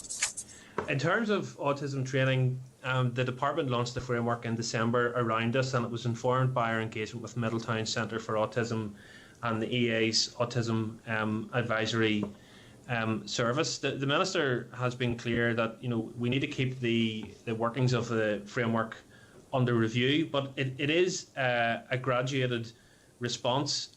It's designed to equip trainee teachers and existing teachers with a range of skills, and it's incremental in terms of the needs. So, we took advice from the higher education institutions on this, and they felt there was a need to have a balance between autism-specific content and other prevalent forms of SEN. So, this is a needs-led process. So, if teachers identify that they have a need in this particular area, then they know they are signposted to where they can address that training need. But we're rolling out the framework. If further work is needed in this area, then we will look at that. Okay, Daniel. Yeah, I think it's clear that there is further work needed. I think there's enough evidence to support that without the department to recognise that, But okay, thank you very much. Good questions, Daniel. Thank you. Robbie Butler, MLA, please. Thanks. Thank you, Chair. Just like to go on record, if it's okay, and thank all of those parents that have engaged with each of us as individual MLAs and with the committee, and also the agencies that have spoken on this previously, and also, to be fair to the Minister, that he has put this on his list of priorities to do something. So we are in a reasonably good position. However, we need to make sure that we get this one over the line. Just to pick up on maybe something that Daniel was on towards the end, you guys will understand that we're always sort of the sum total of our experiences, and I always lean very heavily on my fire service stuff, which is the prevention and the intervention. So the intervention will be a lot of focus on what happens if restraint or that I don't like using the word seclusion is required for either the safety of the pupil or whatever that is. But there's also the preventative piece. Daniel has touched on it perhaps a little bit with the mandatory autism training, but I always like to also refer back that it's not just autism. You've got many children that have ADHD, for instance. And I think back to some of the successful training that, for instance, has happened in other establishments, where an awareness for staff with regard to understanding conditions and also perhaps not just understanding conditions, but also having equipment and therapeutic environments which actually help de-escalate issues and incidents. I'm thinking particularly of ADHD, where I think it's in some of the Scandinavian schools, they have desks that have like steppers on them instead of chairs. So instead of a child having to sit down and be told to sit down, they can learn whilst they're standing and moving their legs, almost like a skiing position. So just looking to see if there's any ambition within the department to look at that resourcing of classrooms in a way that is more therapeutic to de-escalate and to which actually improves the academic outcomes of children too. Thanks, Robbie. certainly the use of positive behaviour strategies and indeed therapeutic strategies is within the scope of this review. And if that leads us down the road of looking at particular pieces of equipment or additional support that schools need, then I think we need to look at that seriously and we need to make those recommendations. I think as well this is where we can learn from the work that's gone on in other jurisdictions where they are ahead of us on this in some cases, and if those similar resources have been put in place and they have evidence to show that they're successful, then why would we not look at that? I think that's common sense. So yeah, I'm happy that the review will pick up that sort of issue. Brilliant. Okay. Then just to extend this a little bit further, just with regard to so if a child does need to be, I have to hate using the word, just taken to another place, and obviously with instances where broom cupboards and things like that have been used, and that's we've heard about those things, and those have never been okay. But we do have an old estate too. Will money be found, do you think, to help schools to create safe spaces that will fulfil the policy function when it is developed? We've done some work in this area for children looked after, actually, and have proposals around trauma-informed spaces, CAM spaces and CAM box and other resources. We're aware of good examples of sensory rooms that are in place as well. So yes, I would like to see those types of resources used where possible. Of course, all of this comes down to money, as it always does. So we have made bids for some resources for CAM boxes and wellbeing boxes and trauma-informed spaces within schools from a children looked after point of view. I'm waiting to hear on that. But if that is successful, then that is something that we can highlight as good practice, which should be rolled out in other schools for other children. So. Great. Yeah. Okay. No, that's fine on that. If there's any details in and around that, what that bid and what that funding might look like, Ricky. I know it's not specifically for this, but obviously it could be extended to, just to see what that burden would be. This is my main question, if you like. The relationship between teachers and schools and parents and carers is critical. It really will be critical to the holistic care of the pupils and their children. So how will the department develop policy to promote candour, for instance, with regard to how things are recorded, how things are reported, that mechanism for that parental-teacher relationship, because that will be critical to making this a success. Yeah, and I mean, happy if others want to come in here, but I suppose that parental relationship with the school is something that, shouldn't necessarily just be as a result of what we're talking about today, but should always be there for everything. But in what we do, in the outworkings of this review and how it is put into practice, I think we will have to make sure that the materials, the resources, the forms, or if C2K is used, that parental engagement and the voice of parents is at the centre of that, along with the voice of the children themselves. So I think we have an obligation to ensure that happens. I don't know, Julie, if there's anything you want to say from parental point of view. The EA maybe might have something more to add on that. Well, just to say around the kind of the dealings with this in terms of that preventative and early intervention, that is the absolute essential that we need across all of our schools, and we have excellent practices of that, where the ethos and culture is very much that nurturing, that trauma informed, that the individual needs of young people. And I think we know now more than we've ever known about the complexities of young people through their additional educational needs, their special educational needs, and also through their traumas and their adverse life experiences, that we now need to train and develop all of our professionals on to have the right approaches. And I think that with regards to parents and with regards to everything really, if we focus on a relationships-based approach, and that's relationships across our schools, with our schools and our parents, with our schools and their young people, with our parents and their young people, and with our services and our young people. If we focus on the relationships approach as that very, very kind of starting point and earliest intervention, then we will see successes along. And I think that is imperative for schools to work with parents and engage them with their policies and practices and responses to when things go wrong, if they do. Okay, then just the final one, just to finish this one out, and it might be the EA again who just finished this one out. So I would encourage that the candour in the relationships is absolutely critical and crucial here. If and when an issue does arise, is there going to be a mechanism that either on a level of like 1, 2, 3, where there will be like a mediation service that will kick in almost immediately? The parents can do that if they aren't satisfied, and that and then on the next instance maybe a complaints procedure might be there.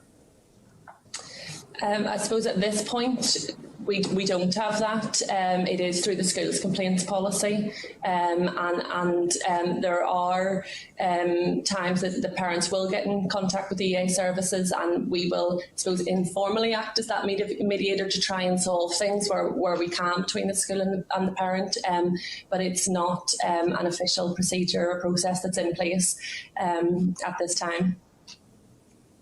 Oh, okay. Thank you for that. Thank you, Chair. Following the review, then that would be picked up. Oh, right, sorry. And that's, to be fair, that's what it was. Sorry, that's what I should have maybe caveated by saying in the review, and will it be picked up? Not where we are at the moment. So, okay. Yeah. Thank you, Chair. Thanks, Robbie. William Humphrey, MLA. William there. Maybe not. No. Okay. Then we'll move to Nicola Brogan, MLA, please. Thank you, Chair, and thanks everyone for attending here this afternoon. I think it's been a worthwhile discussion, and it's clear that although the interim guidance is welcome, there's a lot of work still to be done, but I suppose it's good to be discussing it. The first point I'd like to ask is about, well, we all know we've had briefings from parents of children who have experienced restraint and seclusion, and it was really difficult to listen to some of the stories. Just thinking about how young the children are and how defenceless they are, it was very hard to listen to. And one such story was about how a child was restrained in a chair. Now, I just want to ask, is there any mention of mechanical or chemical restraint under the departmental interim guidance, and if not, why not? Chemical. We have chemical restraint as a medical issue. Yeah. So we haven't looking at the issue of chemical restraint as it is a medical issue. So we are engaging with our colleagues in Department of Health on their review, and if that issue is going to be picked up there, the EA Andrea or Shauna may be able to tell us more detail about what actually happens if a child is medicated as a part of their care plan. I expect that it should be. We haven't given any definitions in the interim guidance, as Ricky had said earlier, but we certainly would be looking at mechanical restraint within our final guidance on this issue. And why is there a reason why it hasn't been looked at so far? Well, I suppose, Nicola, the answer to that is it's within the scope of the review, and the interim circular really is just saying that that's an issue that we're looking at, but here's the existing guidance. And we've also invited schools, in fact, to give us their feedback as part of the circular as well on this this whole issue. We were doing a review of supporting children with medication needs prior to the pandemic, and that's a piece of work that does need to continue. We've been working with stakeholders on children who have specific medication needs, around asthma and other medical conditions, and we're working with the Department of Health on that. So there are other pieces of work that need to be completed in that space, but absolutely we need to look at the issue of mechanical restraint, and I think it comes back to definitions. But a lot of this, I think, will be determined by the care plans and the plans that are put in place, which should be put in place for individual children where there are specific needs. and those plans should be agreed with parents and the schools. And there shouldn't be any surprises in any action that a school takes in this particular area, because parents should be fully informed, and that is, I suppose, the principle and the objective that we're trying to achieve here. Yeah, of course, parents should be fully informed, but I think that's a really important topic. The fact that we have heard first-hand stories of mechanical restraint, and I'm sure you came across it too with your engagement with those different stakeholders, that I actually can't believe it hasn't been included in this interim guidance.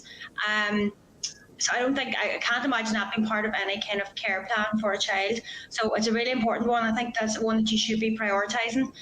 I'll just move on then to autism training. We've heard before from different stakeholders as well that many parents don't actually blame the teachers or school staff or anyone involved with restraint and seclusion, because they know that they haven't received training and don't know any better, or don't know the best way to deal with difficult circumstances. So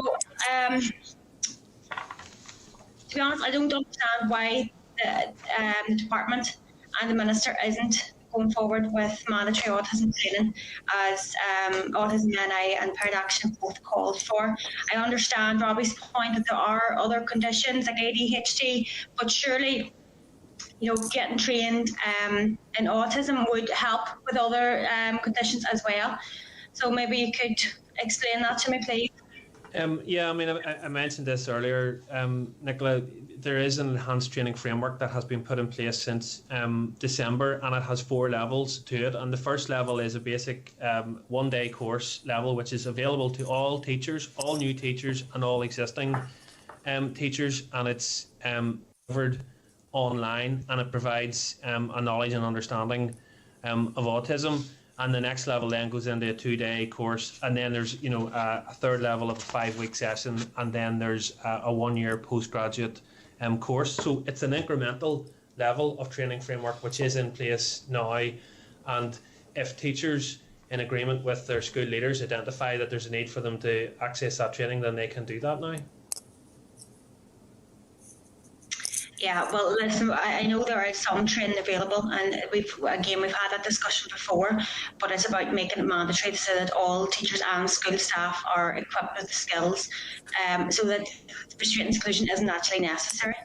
I'd just then finally like to ask you about your engagement with other stakeholders, including the Children's Commissioner. So the Children's Commissioner had actually she recommended a ban on all forms of restraint for disciplinary purposes and restricted in the best interest of the child to preventing harm.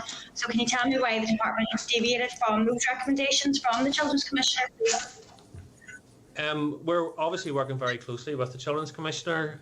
Nicola, they're involved in the reference group, and they have fed their views into this review. And in fact, they did write to me highlighting the Committee on the Rights of the Child concluding observations of the 5th periodic report, which did actually say that it would be a last resort, ensure that restraint is used against children exclusively to prevent harm to the child or others, and only as a last resort. So I think we have a balance of views that we need to take into account here, and that is, I suppose, the purpose of the review. We have a number of stakeholders around the table. We haven't finished our engagement. We still need to engage with schools directly and teaching and non-teaching unions on this. And our objective is to try and reconcile all those views and make recommendations to the Minister on what should happen in this space. But I can assure you that we are working very closely with the Children's Commissioner on this, and indeed they welcomed the interim circular that was issued recently. Thanks for that, Ricky. And listen, I appreciate that progress is being made on this topic, but there still seems to be a lot of work needs to be done. So for actually to continue doing that there. Thank you all, and thank you, Chair. Thanks, Nicola. Clark, I think that's actually us in terms of MLA's questions. Is that right? Yeah.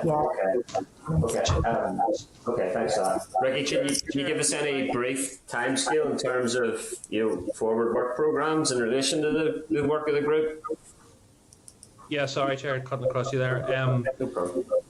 We're seeking to complete this work by March 22, but if we can get more fulsome guidance issued before then, of course, we will do that. That will be subject to ministerial approval. If legislative change is required as well, then I can't put a time frame on that. That would probably be a separate piece of work that would follow after that. I just wanted to issue a clarification in relation to our last session on this in February, just to say that I wasn't clear enough to identify that this area of work was identified in 2019 as actually something that needed to be looked at, and indeed the 1999 circular on the use of reasonable force had been identified in 2019 to be updated, and there was some preliminary scoping engagement that was done with the Human Rights Commission. There was correspondence that was received, I think, from yourself and others on this particular issue. I just wanted to be clear about that. Well, that's fair enough. I don't think, and I don't mean this too critically. I think it's stating a fact. I don't think anything is going to mitigate the fact that we are way out of date in terms of dealing with this issue. That's just stating fact. And I think that relates to your March 2022 timescale for completion of the work as well. I sense a collective eyebrow raise when that date was mentioned there amongst committee members. I can't even see any of them. Why would this take to March 2022? Well, if we can do it sooner, we will. We haven't finished our engagement. We want to commission further evidence in this area, and that's going to take a bit of time. I think this is an area where we don't have a huge amount of data and evidence, so I think we need to do that before we can make informed recommendations and give the Minister options in this space. Alongside that, yes, of course, we can develop the detailed guidance that needs to be put in place and work on the various aspects of that and look at training, reporting, definitions, and so on. And that's what we're currently doing now. Yeah, look, I appreciate that.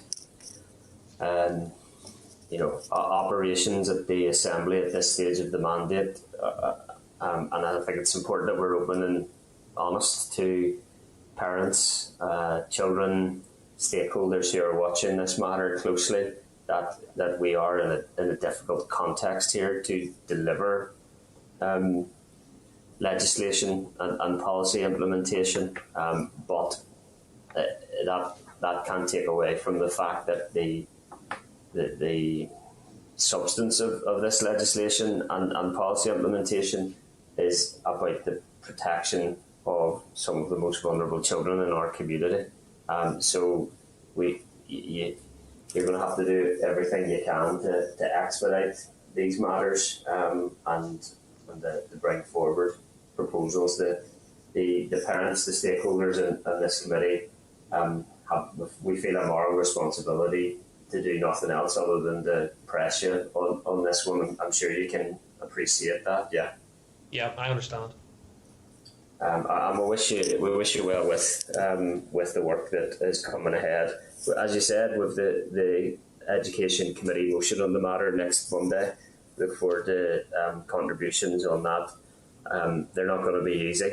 My understanding is that NIPSO reports are scheduled this week as well. I've already heard harrowing parent testimony. I think those NIPSO reports are going to bring forward more harrowing findings in relation to protecting children from harm in this context, and that motion next Monday is as much about giving voice to those families that have been affected by this as it is to hear the solutions that are being worked on and that hopefully we're going to have in place in due course to make sure that doesn't happen again.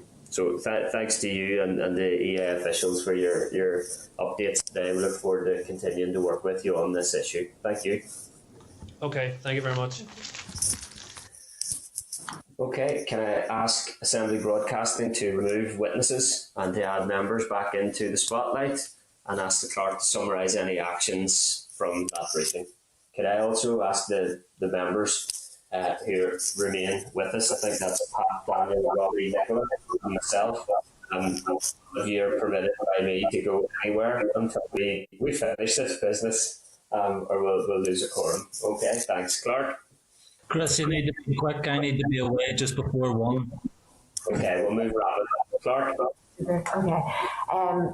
So, Chair, the committee is obviously going to take its concerns about restraint and seclusion to the Chamber on Monday and rehearse those in full.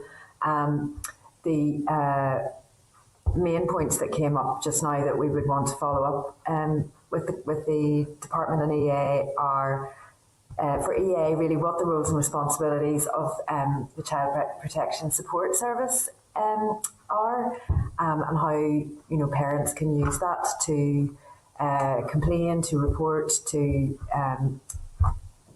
like Parent Action and those other organisations have done, to be activist about this issue and keep it high up the department's agenda. What the threshold is then for that support service to refer a complaint to social services, and the specific question then of how many times a referral has been made against a school or school staff or board of governors to social services. Great. Yeah. Great. Okay. Thanks. Okay. Yeah. Thank you. Then the department had taken several measures since they last briefed the committee. So the interim guidance was something that the committee had requested, and the committee had also asked that the department should engage with Parent Action and those parent carers who had presented, and they have done that in several ways. But the committee might want to know just a bit more about that engagement and how that will continue going forward. Okay, agreed, members. Okay, great. And then great. Thank you, Deputy Chair. So then I think some of the points that were also made were just to stress the need for inclusion in guidance of what to do in respect of mechanical or chemical restraint, because those were part of the parent testimony that came over, and also to reiterate the committee endorsement of mandatory autism training, just in terms of giving it that priority that all teachers will be given time to take it, and maybe it should be rewarded or accredited in some way to help roll that out. Okay. Yeah. Members agreed? Content with that? Yeah. Content. Okay, members, move us to agenda item 7, correspondence, briefly. Can I refer you to page 33? 5 items of correspondence and a summary note at page 34. Item 7, I'll rattle through this, Mark, as long as you keep me right. Item 7.5 on page 54 is a copy of correspondence to the Minister from the Raise Your Voice campaign, calling on the Minister to urgently introduce enhanced relationships and sexuality education. Are members content to have a close read of the correspondence, note it, and I think really we ought to be considering an Education Committee motion on this matter as well. Members content to do that for now, and we'll return to that item? Yep, content, Chair. Okay. Yep. 7.6 on page 65 is correspondence from parents of pupils at Contingency Primary School, raising concerns regarding the conduct of the current Board of Governors and dysfunction relating to a relationship and sexuality issue. Are members content to... sorry. Okay. Let me see. Okay. Clark, did you have an action in relation to this in terms of forwarding this to the department? Yeah, to seek guidance.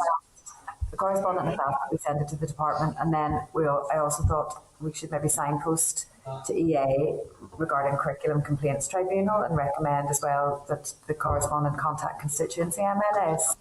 Yeah, okay, yeah. So members content to forward that corresponds to the Department of Education to ask what accountability mechanisms are available in relation to the conduct of the Board of Governors, and then also to recommend that the parents be signposted to that EA complaints service.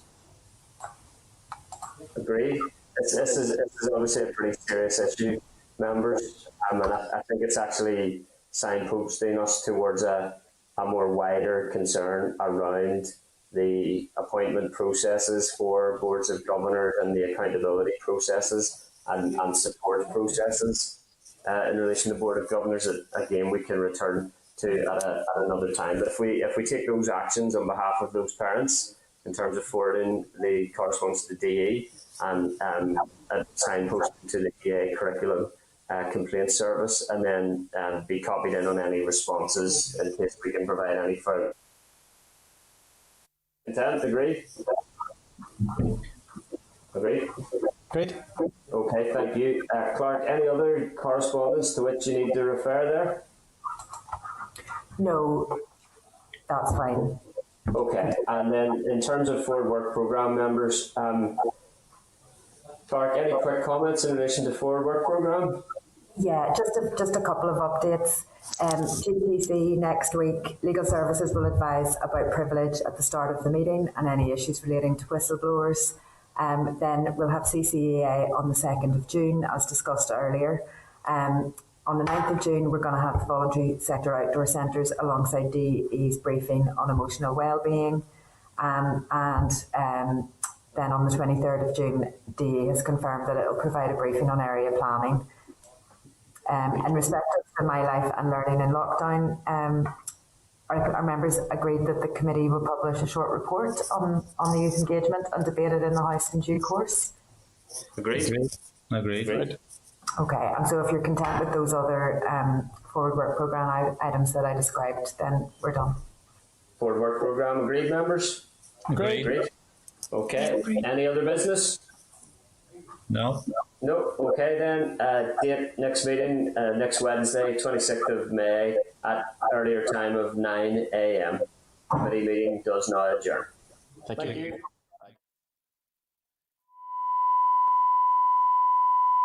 This is the Northern Ireland Assembly Senate Chamber programme signed. This is the Northern Ireland Assembly Senate Chamber programme signed.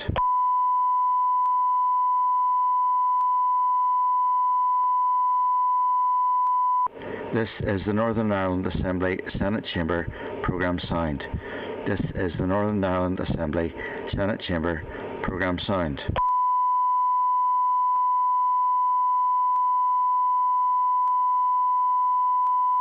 This is the Northern Ireland Assembly Senate Chamber programme signed. This is the Northern Ireland Assembly Senate Chamber programme signed. This is the Northern Ireland Assembly Senate Chamber programme signed. This is the Northern Ireland Assembly Senate Chamber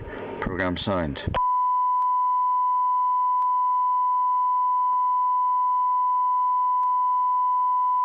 This is the Northern Ireland Assembly Senate Chamber programme signed. This is the Northern Ireland Assembly Senate Chamber programme signed.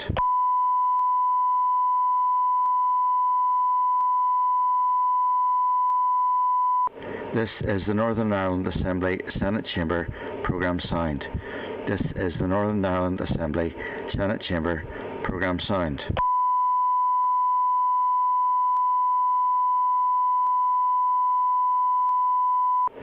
is the Northern Ireland Assembly Senate Chamber programme signed. This is the Northern Ireland Assembly Senate Chamber programme signed.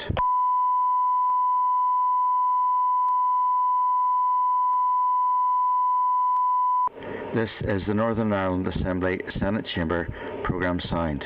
This is the Northern Ireland Assembly Senate Chamber programme signed.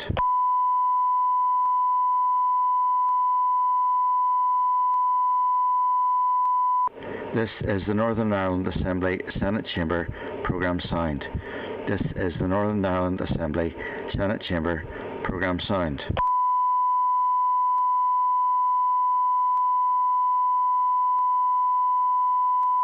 This is the Northern Ireland Assembly Senate Chamber Programme Sound.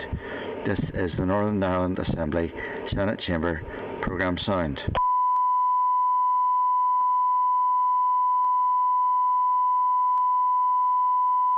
This is the Northern Ireland Assembly